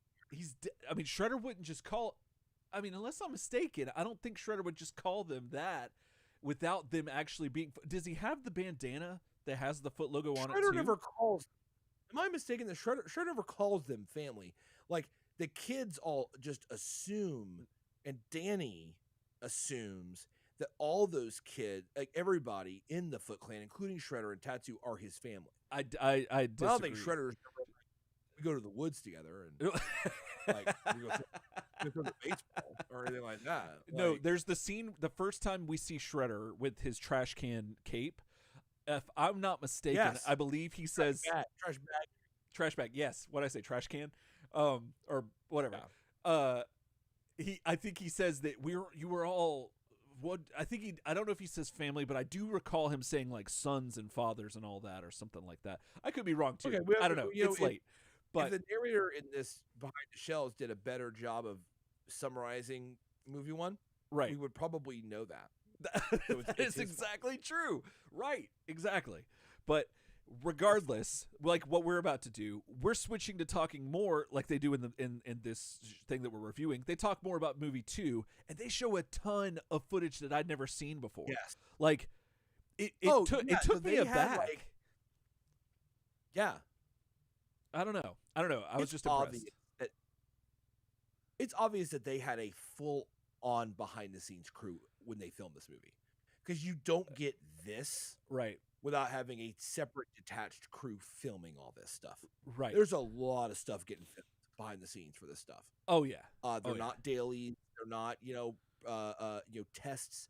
It is a full-on film crew, and so this was part of the budget of the film. Filming all this stuff was intended to be filmed. They wanted to have this asset. Oh yeah. I think it's maybe at the time when they put this out, they were like very like, well, you gotta buy this video if you want that behind the shells. Right. They weren't looking looking to give you value. They're like, we're gonna milk this Turtles experience for all there is to it. Absolutely. You know what I'm saying? Yep. My boy Michael Pressman obviously is stunned by the point I just made. He totally look at is. his face. Look at it.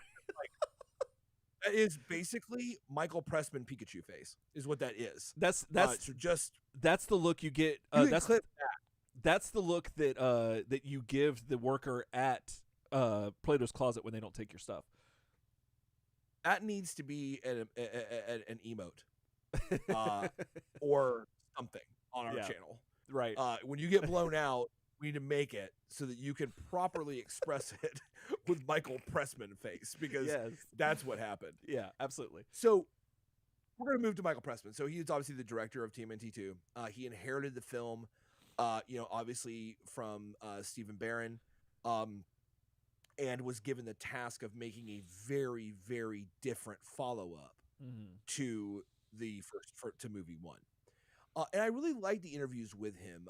He talks about his thoughts on the different Turtles' personalities, and he goes in depth more about trying to rework Raph from his movie one incarnation, where he was like very like angry and kind of like obviously that rebellious teenager, right? Into being like more humorous, like bringing out the humorous cut up rebellion flavor instead of the dark and angry, like I gotta meet with Splinter in the dark and light a candle to figure my shit out, like you know what I mean, like changing that thought up. And once again, I think that's a little bit of what you were pointing to about that, like when you start hearing them talk about the process, you're kind of like, okay, like all right, that was your task. Like the task was, hey, like let's bring Raph into the fold and make the Turtles a little bit more uniform here, and not make him that main character of the movie.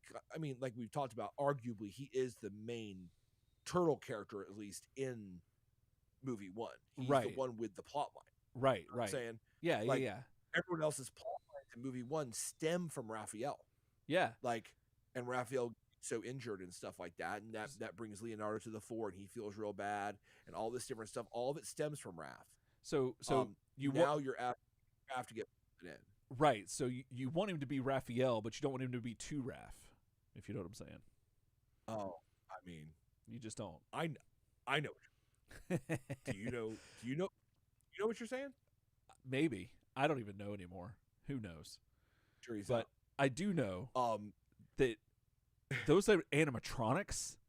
That all that stuff. Oh yeah, no, dude. Like guys, like everyone, people listening, like watching.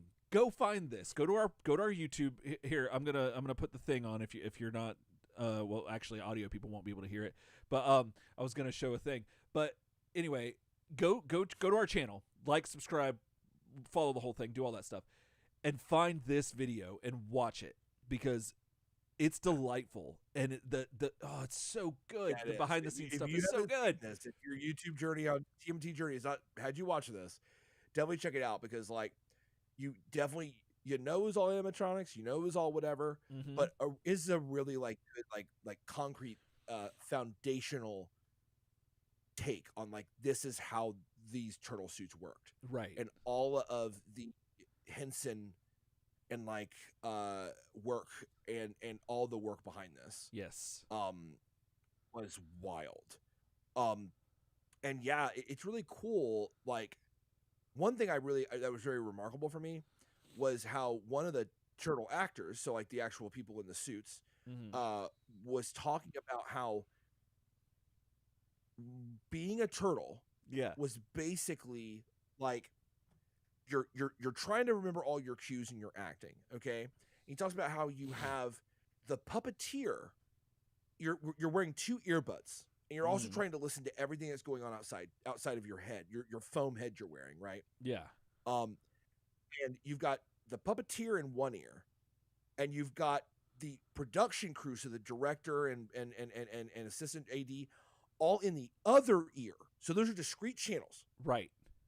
And they're talking to each other and to you plus hearing the sounds from the other actors on set, hearing all the other puppeteers talking in real time, Yep. and stand and pose for your line and fight this guy and grab this prop.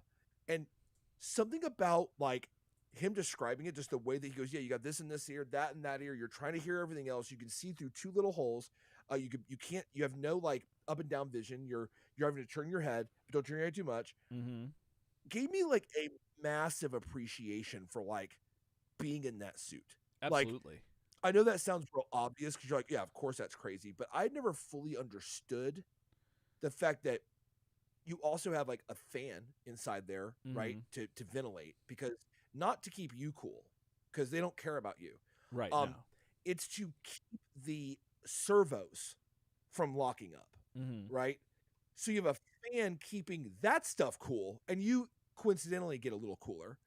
You have the sound of those servos moving right near your face. Yeah. And all that, I just got a massive dose of appreciation for like just the actual like almost like labyrinthian hell it had to be in that suit. Oh, 100%. Yeah, it's ridiculous. Like, but like I said, it gives you this perspective about movie 2 that you're like, oh yeah, people, there's a lot more that was put into this than I mean, I have a threshold of like, oh, it takes this much to make movies. But then when you see like what people went through to make these production just to start. Right, right. But when you see it, like, and the real people, it's when you humanize anything. It's like, you know, we make fun of people and all kinds of stuff on the show, but like, we might not say a lot of these things to people. Well, I guess we would, but I mean, I guess a better analogy would be like the internet, like how people have a lot of courage on the internet, but in real life they don't. But it's because when you see the human element and the effect it has on people, like, we've always said like that's what everything. We've always said. As much as we criticize or make fun of something because we find it funny, or might criticize, say, the tone of TMNT 2 versus the first movie, right? We openly admit this, that like, yeah, like we didn't do that. Yeah. We no idea and do not have the skill set to do what they did on that thing we're criticizing. It's just like back when we review the comics, it's the same thing. Like, I don't like this art. I'm saying that. I'm not saying this guy's a bad artist, because who the fuck am I? Right? Like, dead serious. So that respect underlies everything that we say about people, because there is that respect of like, but this is this person's like art. There was one shot, speaking of, because I know you were talking about like the human moments, right? Do you remember the shot of two of the actors? This is a still shot. Two of the actors, that shot right there. Yeah. That right there is two dudes who are like wore the fuck out and just trying to make it one more take. Like that, it might be the realest shot in this entire thing. And I felt that. Like, I felt that moment. I was like, those dudes are just trying to get through the day. And it's really hard to do this job. And that was super cool.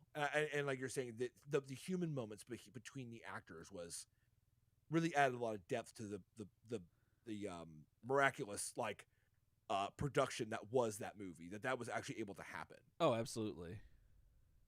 So yeah. So we'll talk about Kevin Clash now. Yeah. Yeah.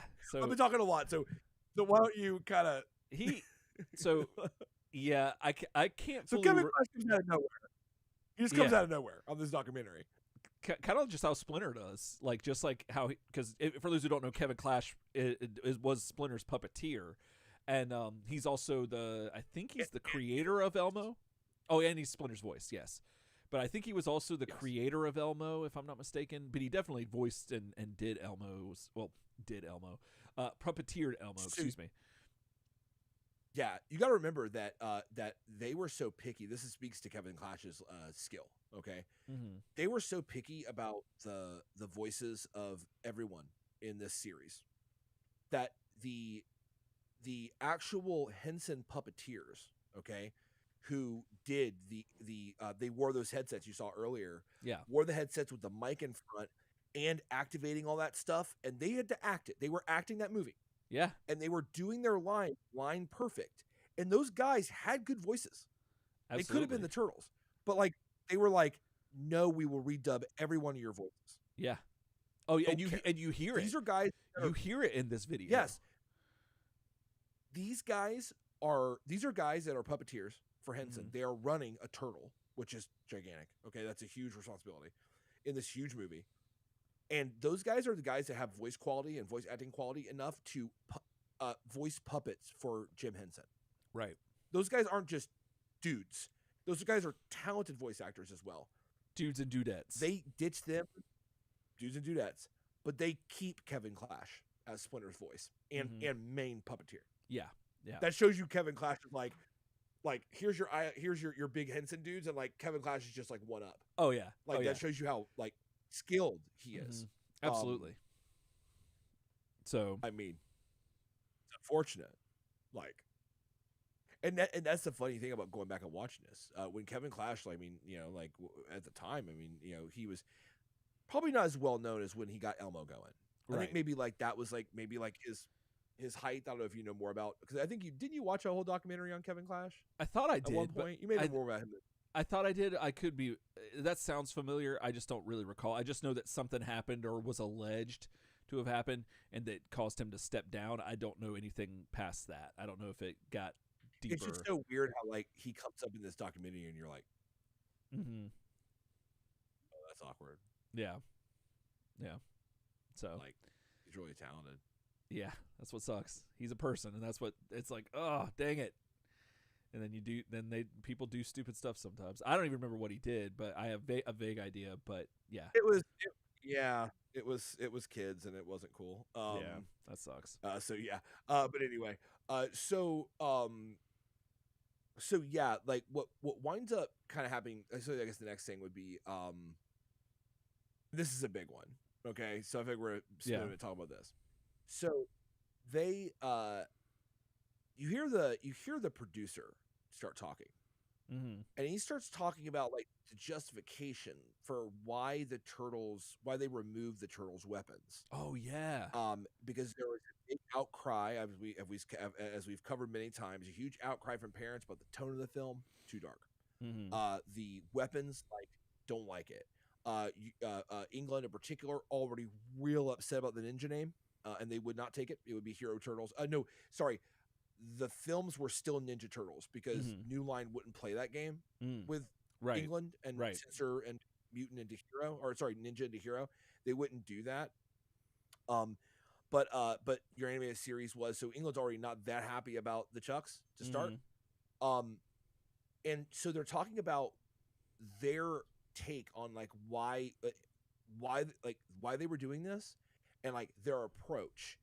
And I gotta say, the way that he describes it, it's up to you, the individual Turtletarian, whether you buy this after it was done, whether you like TMNT 2 and you like the kind of the using random stuff and kind of some of the hokey, kind of physical comedy, or whether you don't. Right. But the way they describe it, like finding weapons in the wild, the idea of putting humor into the choreography and into the use of weapons and them being more creative, I could actually see where, like, if you were in that time and space where you could buy that sell on a revamp of how the Turtles feel. Like, how do you feel about that? I'm 100%. I felt very I really feel like what they're talking about here. Oh, absolutely. 100%. I think I even wrote in my notes that like I was going to write a note about this, and then I saw that you had said the same exact thing that I was going to say.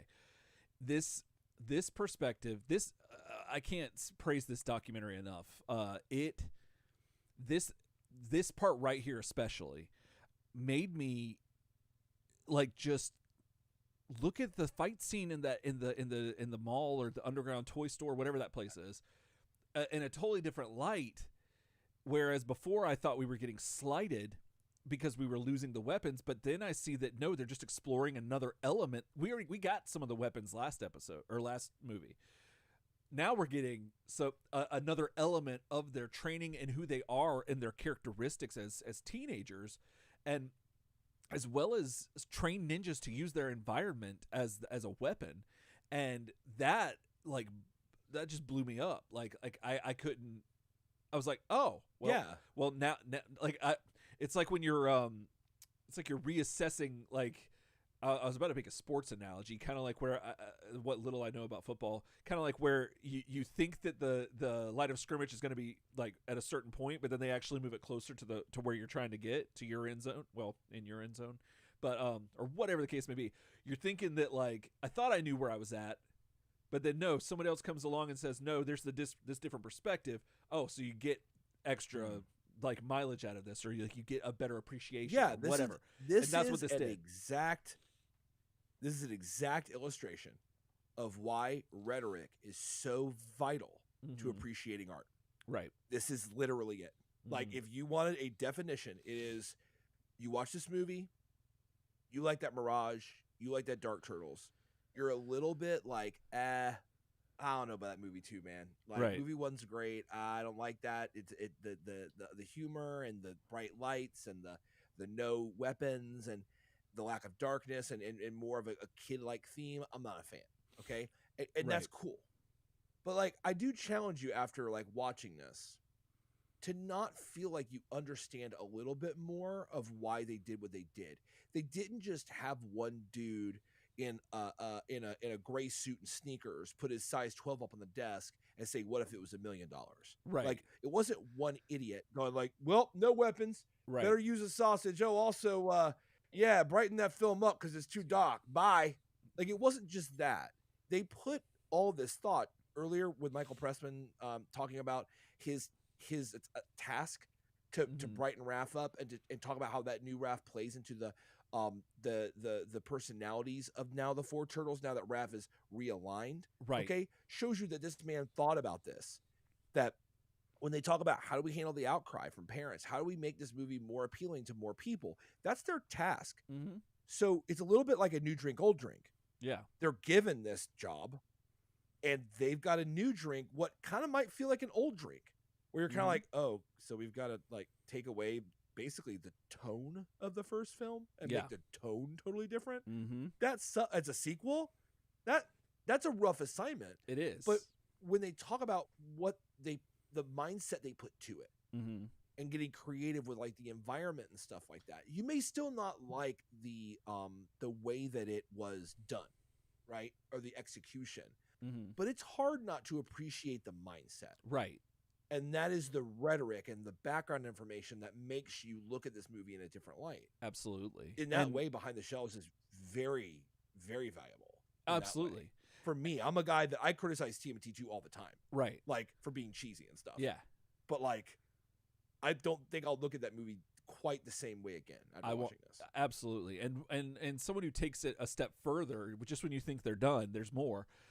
They got Pat Johnson, who is the stunt coordinator and martial arts choreographer, who comes in into the documentary, and he starts explaining like the different how they worked on the nuance of how the turtles fought, like physically how they moved.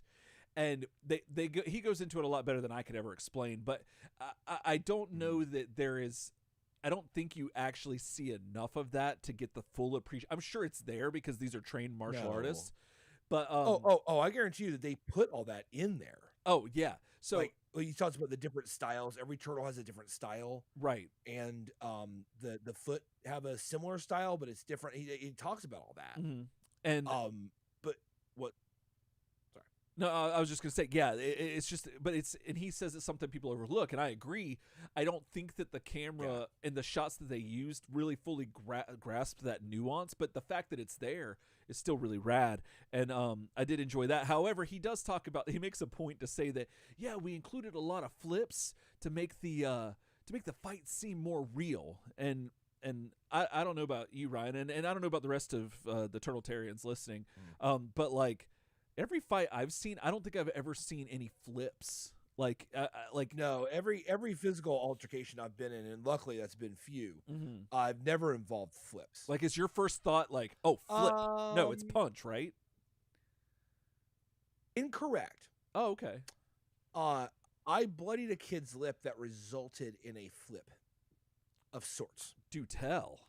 In 4th or 5th grade. Okay. Me and this kid, we were once again, we were kind of like acquaintances, but we always hung out at school. And our big thing was like trying to like play fight. So we would they just introduced recess because once again we're from Florida swamp school where there was no recess. You went to lunch, and then when you were done with lunch, you just sat there, and you couldn't do anything too crazy, or the lunch lady would get you in trouble, and you sit there, and then it'd be like, go back to class, and you're like, okay. But they just introduced, like, if you're done with lunch, and you're done, you may go outside and play. Or smoke a cigarette, which was right? a revelation, okay, to us. In, like, northern school, they had a recess. Like, everybody else in the world had to recess except for, like, our schools who had no recess. So me and this kid would go out there, and we would play fight, right? So the classic play fight where you stop one little bit in front of someone's face. Of course. So what happens is, because you're 10 years old, and your reflexes are garbage, you eventually wind up actually punching someone in the actual face, as hard as you can. He did this to me first. On the day of a spelling bee I was to be in. Oh, good. And he swole my lower lip. I would say my lower lip was swollen to about 2.5 to about 3 Bubba Gumps. Oh, my Lord. Like, huge. And I couldn't speak through it. Yeah. And I went to the spelling bee and lost immediately. And got really mad. And, of course, I had blood on my shirt. And then my mom taught there at the time, and so I got in trouble there. So that wasn't good. Well, flash forward. This was not revenge necessarily, but it plays out like revenge. We're on the playground, recess, same situation. Okay. This is probably, I want to say this is like a month or two later, probably a week or two later. You know what I'm saying? Because, kids time. Kids don't learn lessons. No. We're out there, and we're near, those, like, little things out on the playground that were, like, about up to your waist, and it was like a metal bar that ran horizontal, and you could, like, grab onto it and, like, kind of, like, flip over a little bit like a Gymnast? Blanca. Yeah. Flip and roll kind of situation where you're tucked in low to the ground. Like a Blanca. You know what I'm saying? Yes. Like that Blanca roll. You know what I'm saying? I know. Where you're tight around your waist is your center of mass, and you're just going around this pole. Like, right? And the dirt's always, like, carved out under that thing where people have, like, just over the decades have just carved away all this dirt to make more room to do the flippies. Well, we're messing around that thing, and he's got his back leaning against it, and he's a little shorter than me. So that bar, instead of coming maybe, like, just below his waist, was, like, right at his waist, right? And he's leaning back against it. And we're play fighting again because, you don't learn lessons. Right. And I am doing it. I'm like, wah, wah, wah, wah, start speeding up. And he's like standing there like, oh, shit. Oh, man, this is nuts. And, like, can feel, like, the air coming off my fist and all that stuff. And once again, unless it was subconscious, it was not revenge, because I like this kid. Okay. I'm left-handed, and it was my left hand that connected, and it was all the power I had. Goodness. I felt it connect into his face because I didn't stop that quarter inch. Yeah. And his whole head rocked back because he wasn't braced, because he wasn't expecting a punch. So he was just kind of willy-nilly. I punch him, and that kid arcs back over that bar. Goodness. Flips under the bar. Legs go full, like, ass over tea kettle. Legs kick up in the air. It's like a whole 9 yards. He doesn't, like, go down like, okay, so this is him. He doesn't, like, flip backwards and then just land on his head. Okay. He flipped back so far and he tried to grab the bar for support that he basically played a backwards version of the spinning game. And his head wound up under that. And then when he was horizontal, he let go and fell on his belly. Goodness. Like, and that knocked the air out of him. Right. So all this happens real fast. Pop, whoa, whoa, puh. And you hear that sound when someone hits in their sternum. Like, you hear that, right.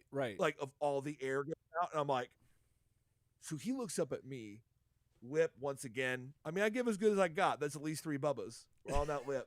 Same damn thing. Lower lip, already swollen up. Looks at me, blood drooling out of his mouth, and he's like this. And I'm like, goodness. And, in my head, I'm like, Lord, I killed this kid. You know what I'm saying? I was like, oh my God. And your mom works there at the school, so she, like, you ain't getting out of this, right? I had to really go to the mat and convince my mom it was not revenge.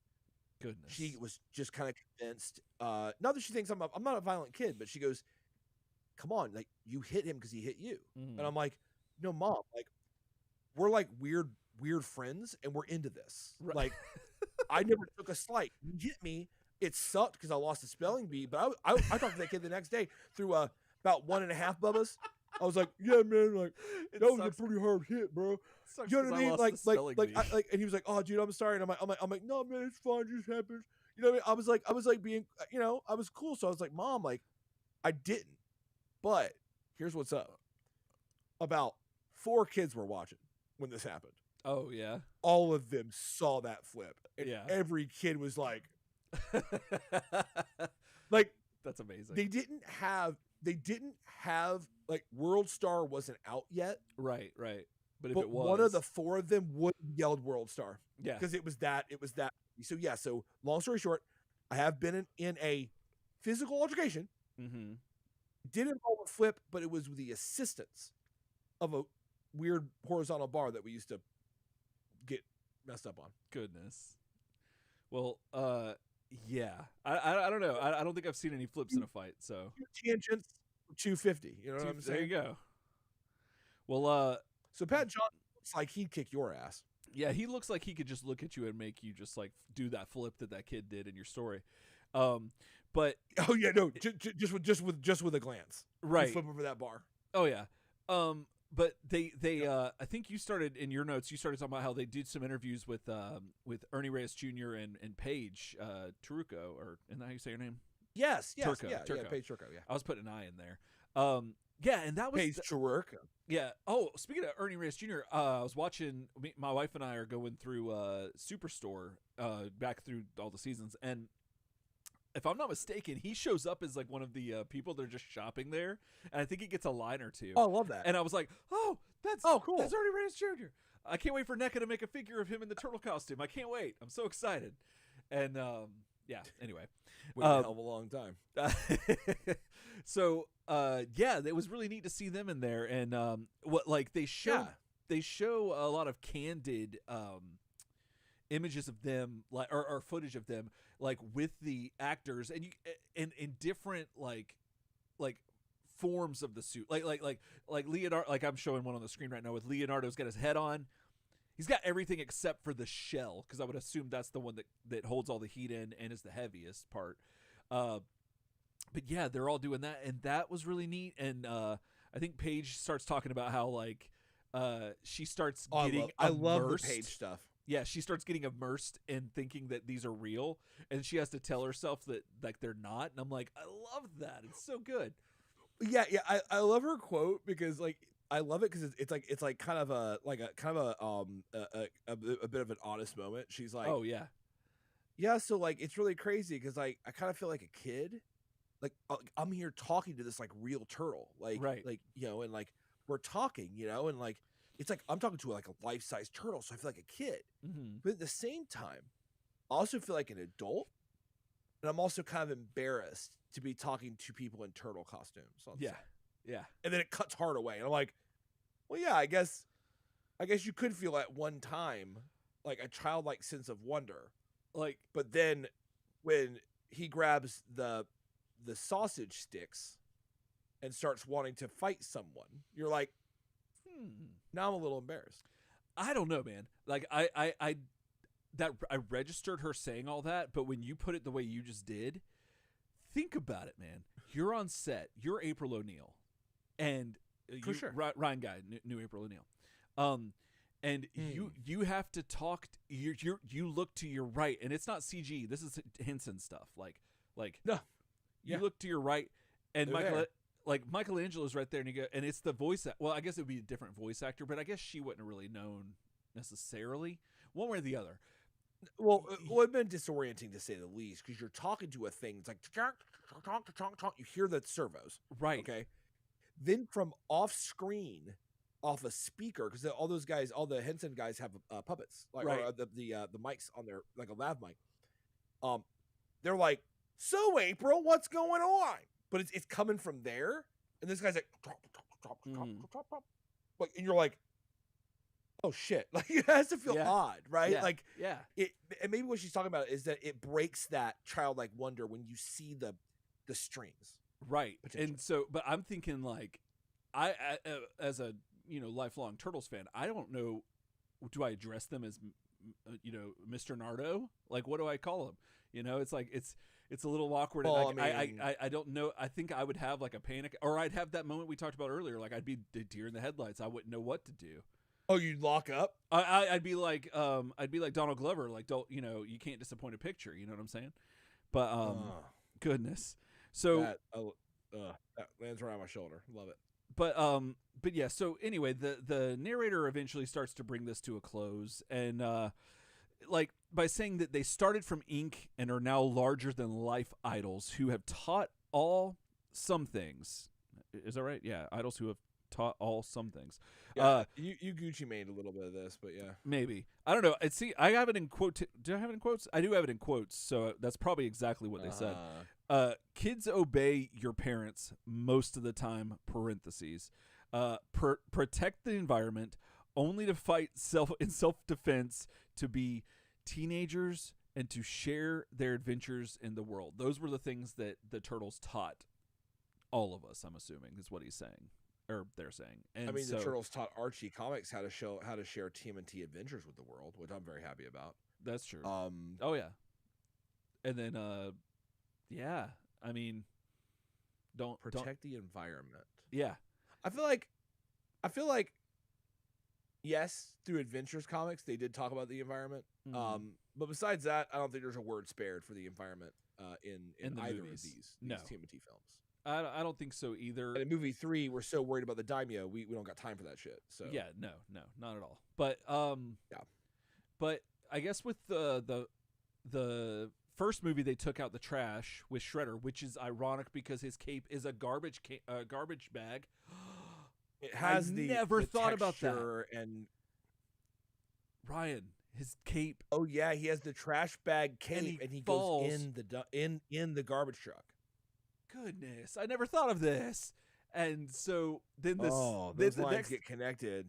And then the next movie, they're at the dump, and yeah, there's environmental stuff there. But yeah, I think you're right. They don't mention anything like we gotta put a stop to this. But anyway, I think that they didn't even did they teach us about self-defense? Not really. No. Kinda. They taught us how to fight. If you look into I guess maybe they taught you a little bit about improvised weapons. That's true. Yeah, use your environment. You know what I mean? I feel like the end of this script was a lot like the beginning of this script, where it was like, okay, this has to get done right now. Yeah. Oh, absolutely. And the Turtles about protect what are things that we want to do: protect the environment, be a teenager, share your adventures. The end. Here you go, print it out. Like is how the end of that felt. But that's not to take away from the impact of the overall feature. Absolutely. Yeah. I just real quick synopsis, I think, or thoughts, I guess I should say. Yeah, definitely watch this. If you're a Turtles fan of the movie, even if you just like movie documentaries, this is a it's a decent one for what it does. Like showing you the hints and stuff is fantastic. Like that's well worth the price of admission. But if you're a Turtles fan, Henson fan, like this is definitely something you need to watch because it is well worth your time, and it just redeems so much of movie 2 for me. So I don't know. Oh yeah, no, it's a great look. If you, like I say, if you haven't seen it, a lot of you may have. If you haven't seen it, it's definitely worth a view. Yeah, once again for the rhetoric on the second film and just a cool moment you get to see. So definitely worth your 30 minutes ish time to watch it. Indeed. Does that wrap up 250? I think it does. I'm trying to double check some stuff to make sure, but if I'm not mistaken, I think that does wrap up 250. I mean, like, I don't know. It's wild. It's been a day. It's been like this. So I want to get to the chat for just a second. Okay. Let's see here. So one comment that really a few. So Brad, so my boy Brad's here. You know, a guy I mentioned earlier, my buddy. He's playing Kerbal with me and hanging out. He's on here, and he says, "When's April going to drop off that VHS for me to watch?" Oh, I don't know. You might have to ask That's a her good politely, and she just might. A tweet like trying to find Channel 6. I'm Yeah. sure. Yeah, that's it. I don't know. You can just go there. Those DMs. Don't be weird. M. Wilson dropped hashtag like a Blanca. that legit schoolyard Blanca flip. Mm-hmm. John Klein just enters the chat. You two still going? Yep. I called that. You did. I called that at the pregame. I knew he'd be like, "All right, y'all. Hey, look, because John rocks like this. John goes, I'm an adult man," and I'm like, "No, it's true." He's like, "I've got a son, and I have a real job, and yeah, man, I go to bed. So y'all are cool. Watch your pregame. Big Turtletarian, love you guys, but I've got human responsibilities, and I'm gonna go do those adult things." Right. And we go, "Thanks, John." This is during the test streams earlier, the last couple of. "Thanks, John. No problem, man. Good to hear from you." Yep. And then John actually lives an adult's load of responsibility. Like he actually puts his son to bed with a badass story, sits and talks to him, and doesn't stop that story till your boy just gets off. Oh my goodness. Goes off the land and not. You know what I'm saying? And John's just there the whole time. Like he doesn't care how long it takes. Real man. Maybe has a little snack, takes care of himself, gets ready for work the next day. Real life man stuff. And he's like about to hit that switch, and he's like, I will check back in. Yeah. They're still going. You know what I'm saying? And he comes in, he goes, "You guys still going?" He's like, "Hell yeah, we are, John. And we're glad to have you back, man." But he's like, "I lived a full adult life in between when you were talking about crap in the pregame show and talking about Chris Cornell, and then to now when you're wrapping the show up." Yeah, and he also is a patron that supported this episode to make this episode happen. So that's true. It is your episode, John. We mentioned you earlier. Go back, you boys can go back and listen. You know of course, yeah, because he's awesome. So speaking of awesome people, Farmer Greg chimed in on the chat to affirm my being loud and right.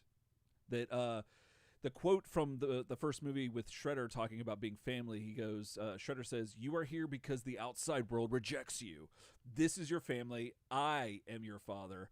I want you all to become full members of the Foot." That is the quote from Shredder. That's what I recall. I don't have that in my comment thread, or I would have definitely hit that. Oh, weird. So I see it on mine, and also he texted me and you to let us know that it's in there. He was adamant.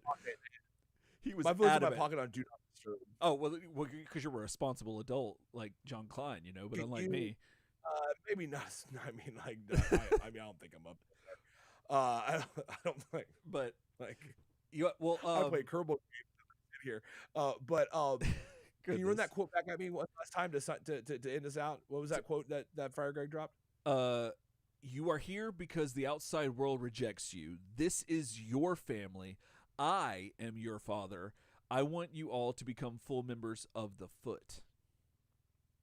So I interpret that to say... he dead ass just said, "I'm your father," so yeah. Yeah. So they're not technically full members of the Foot, but they're probably like the middle toe, like maybe they're 3 toes in. Like this is a bill of goods. Like you can't take Shredder at his word here. Like he's giving them the rah-rah. He's giving them a rah-rah speech. He wants to use those kids to perpetrate small crime, and literally a gang of kids like that are basically they're ablative. They just break off whenever there's any resistance. So what happens is they're slippery. They make them slippery. You know what I'm saying? Yeah. So him and the actual Foot Clan, Tatsu and all the trained ninjas, they go and actually do ninja shit. But that group of kids, he reels them in. He uses them. He reels them in. And then he's like, "Yeah, if I ask you to go steal a truck because we need to drive a truck for something, or steal a fuel truck because we need fuel, and you get pinched for it, if you rat us out, you're done. Right? Like we got Foot people in jail. You're done. So you're gonna take the nickel or dime or whatever you got to take for that, and you're never gonna come back to me. And that's just classic gang use behavior. They are the lowest level. They are the soldiers. They are they are the foot to soldiers. Be absolutely destroyed. They're meant to be just used as any kind of whatever. And in exchange, you get the "I'm your father" speech, which is bullshit, and you get the regular menthol. Oh, you get the coolest. You get the coolest damn place to hang out if you're that kid. Yep, that's true. I started smoking when I was 10. If you're that kid, you have the coolest damn place in New York to hang out. That is one thing you get in exchange for your potential going up the river. I bet they didn't show it, but I don't recall seeing it. But you know that they had those bars that you experienced in school. They had those at the Foot Hideout. They had to have. Definitely. Oh yeah, for sure. Yeah, 100%. Yeah. Well, guys, thank you so much. Get punched over him, like, and flipped over him. Like yeah. It's like to the beat of like the weird New Jack Swing they listen to, which is awkward. Because it's like bump bump bump bump bump bump bump. It's very hard to hit that. You know what I mean? That New Jack Swing. Oh yeah, yeah. I'm gonna shut up. Okay. Go ahead. In the show. Guys, thank you so much for being a part of episode 250. We couldn't have done it without you guys, especially without our favorite, our family, who we call family, our patrons. If you see them out in the wild, tell them thank you. If you see them online, be sure to let them know you appreciate their service. And yeah, and so and if you want to find out how you can do all that and be a part, be a patron, be all this other stuff, listen up. Here we go. Here's the rundown. First, you can go to the home of the internet, turtlesoupshow.com. Got all the episodes up there, and it's got links to all of our other stuff that we do, so it's pretty cool. You can also email us at turtlesoupshow@gmail.com. Did you watch any of these things in real life that we covered tonight? Like, did you experience the Turtles on the Blue Line? Have you been interviewed by Barbara Walters? We got a lot of questions. So if you've got answers, hit us up. turtlesoupshow@gmail.com. Go to YouTube now. I'm sorry, this is a new rundown because we got new stuff. Oh, it's got a new little bit in there. Oh, you know what I'm saying? I added that new bit. Right. So YouTube.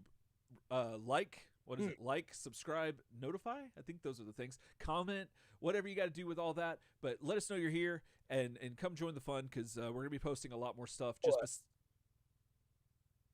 Oh, did you say something? Were you gonna say something? Like I don't know. This live thing is weird. No.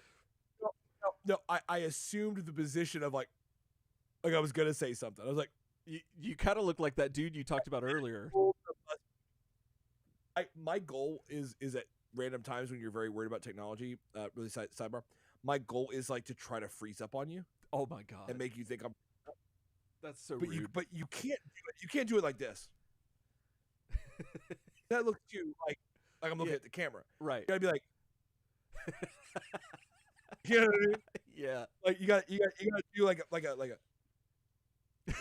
That's so good. You're so good at that. You're starting to talk with like one side of your mouth, so you're like. I feel like you practiced this. Goodness. Like that. I want to do that. Well, you've succeeded. Yes, I derailed it because I wanted to say, and we didn't say this before. Okay. One also important thing, if you want to help support the show on YouTube, is when we go live and you're watching the show, you can copy a link right there and share the live show on Facebook or Insta or whatever. Share a link to it, and it lets people know that we're live, which is a big part of getting people like, oh, whoa, this is a live show. I'll watch this live stream. You know what I'm saying? So it's that one step further rather than like classic. Like, definitely subscribe, def hit that like button, helps us. Def get all these notifications on the bell. But if you can share that stream, that puts you into hero status. Oh goodness, you get a cape, kind of like Gridlock. So yeah. And then, if you want to keep going the extra mile for all this stuff, you can go to Facebook, join the Facebook group. We got a lot of cool people there. Follow us on Instagram, Turtle Soup Show with the _ between each word. Let's see what else is there. Oh, rate, review, subscribe if you're listening on the podcast side of this. That really means a lot to us. And then finally, if you want to be family, if you want to go the ultimate mile, if you want to just be the heart and soul of Turtle Soup, you can go to patreon.com and find that Turtle Soup's been making a podcast, and now we're making a YouTube channel, and we're going to be revitalizing it. That's once I can figure out all this stuff. This was the first hurdle. I'm going to spend the next couple weeks getting the Patreon set up because starting in if I'm not mistaken, my math might be a little off, but June should be when the new stuff happens. It's gonna all kick in, I think and so the old stuff, if you've been on since January, then you're gonna get your due. But then come June, there's gonna be some new stuff and new. We're basically having a new look at Patreon, and there's still gonna be some old stuff that's there, but it's going to have a different focus, and we don't really fully know what we've got. We've just got a good idea, but we're going to solidify it, and it's going to be presented to you, and we're going to make a video, put it on YouTube like we normally do, and so be sure to check that out as well.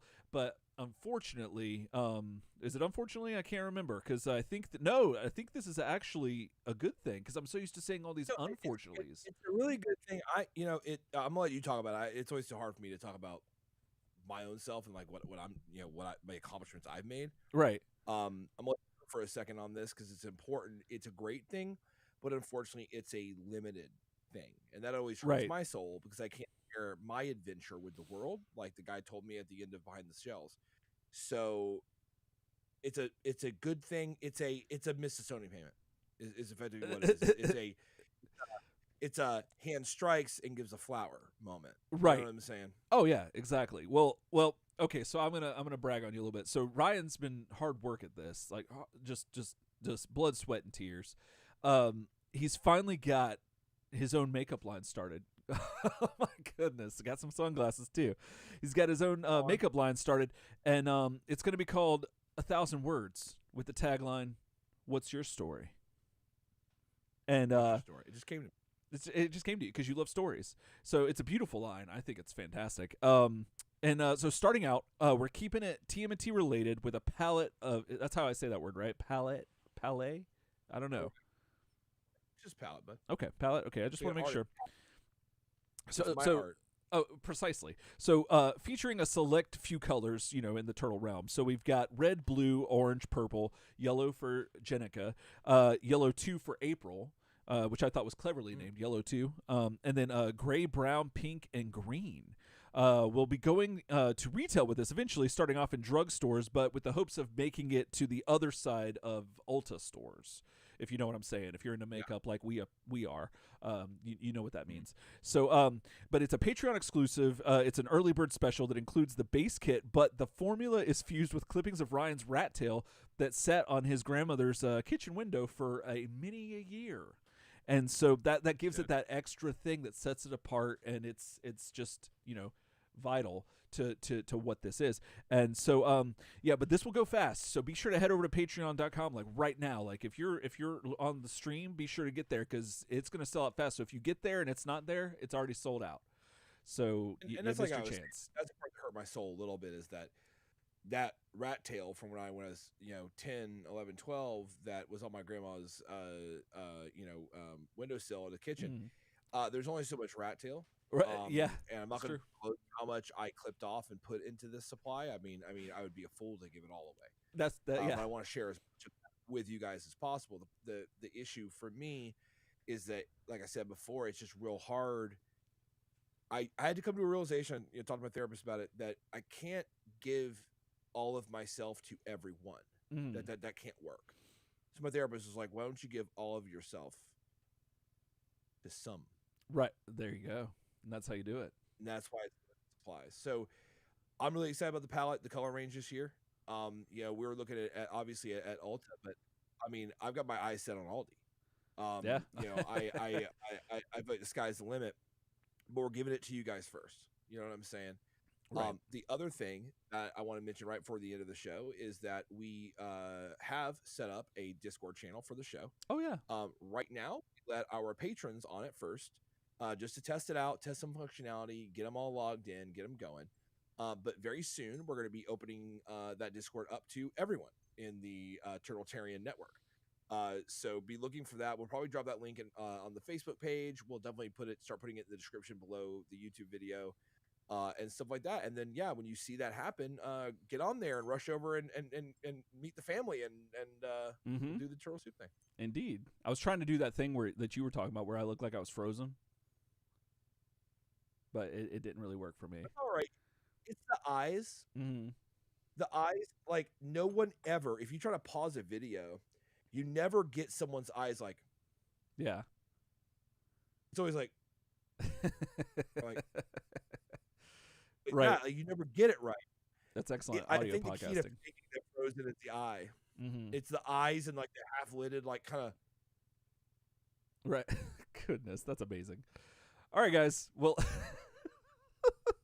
we'll work on everybody that's watching. Let's work on our frozen image faces, and until next time, else time.